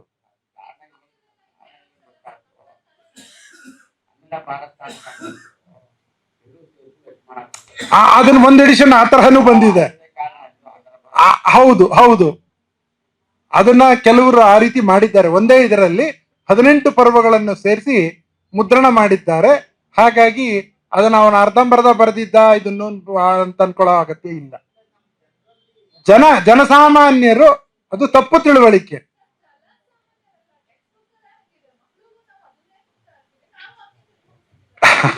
ಅದು ತಪ್ಪು ಕಲ್ಪನೆ ಅಷ್ಟೇ. ಈಗ ಜನಸೇನಾಚಾರ್ಯರ ಪೂರ್ವ ಪುರಾಣ ಮತ್ತು ಗುಣಭದ್ರಾಚಾರ್ಯರ ಉತ್ತರ ಪುರಾಣ ಇದೆಯಲ್ಲ, ಎರಡು ಬೇರೆ ಬೇರೆಯೇ. ಆದ್ರೆ ಎರಡನ್ನೂ ಸೇರಿಸಿ ಮಹಾಪುರಾಣ ಅಂತ ಕರಿತೀವಿ.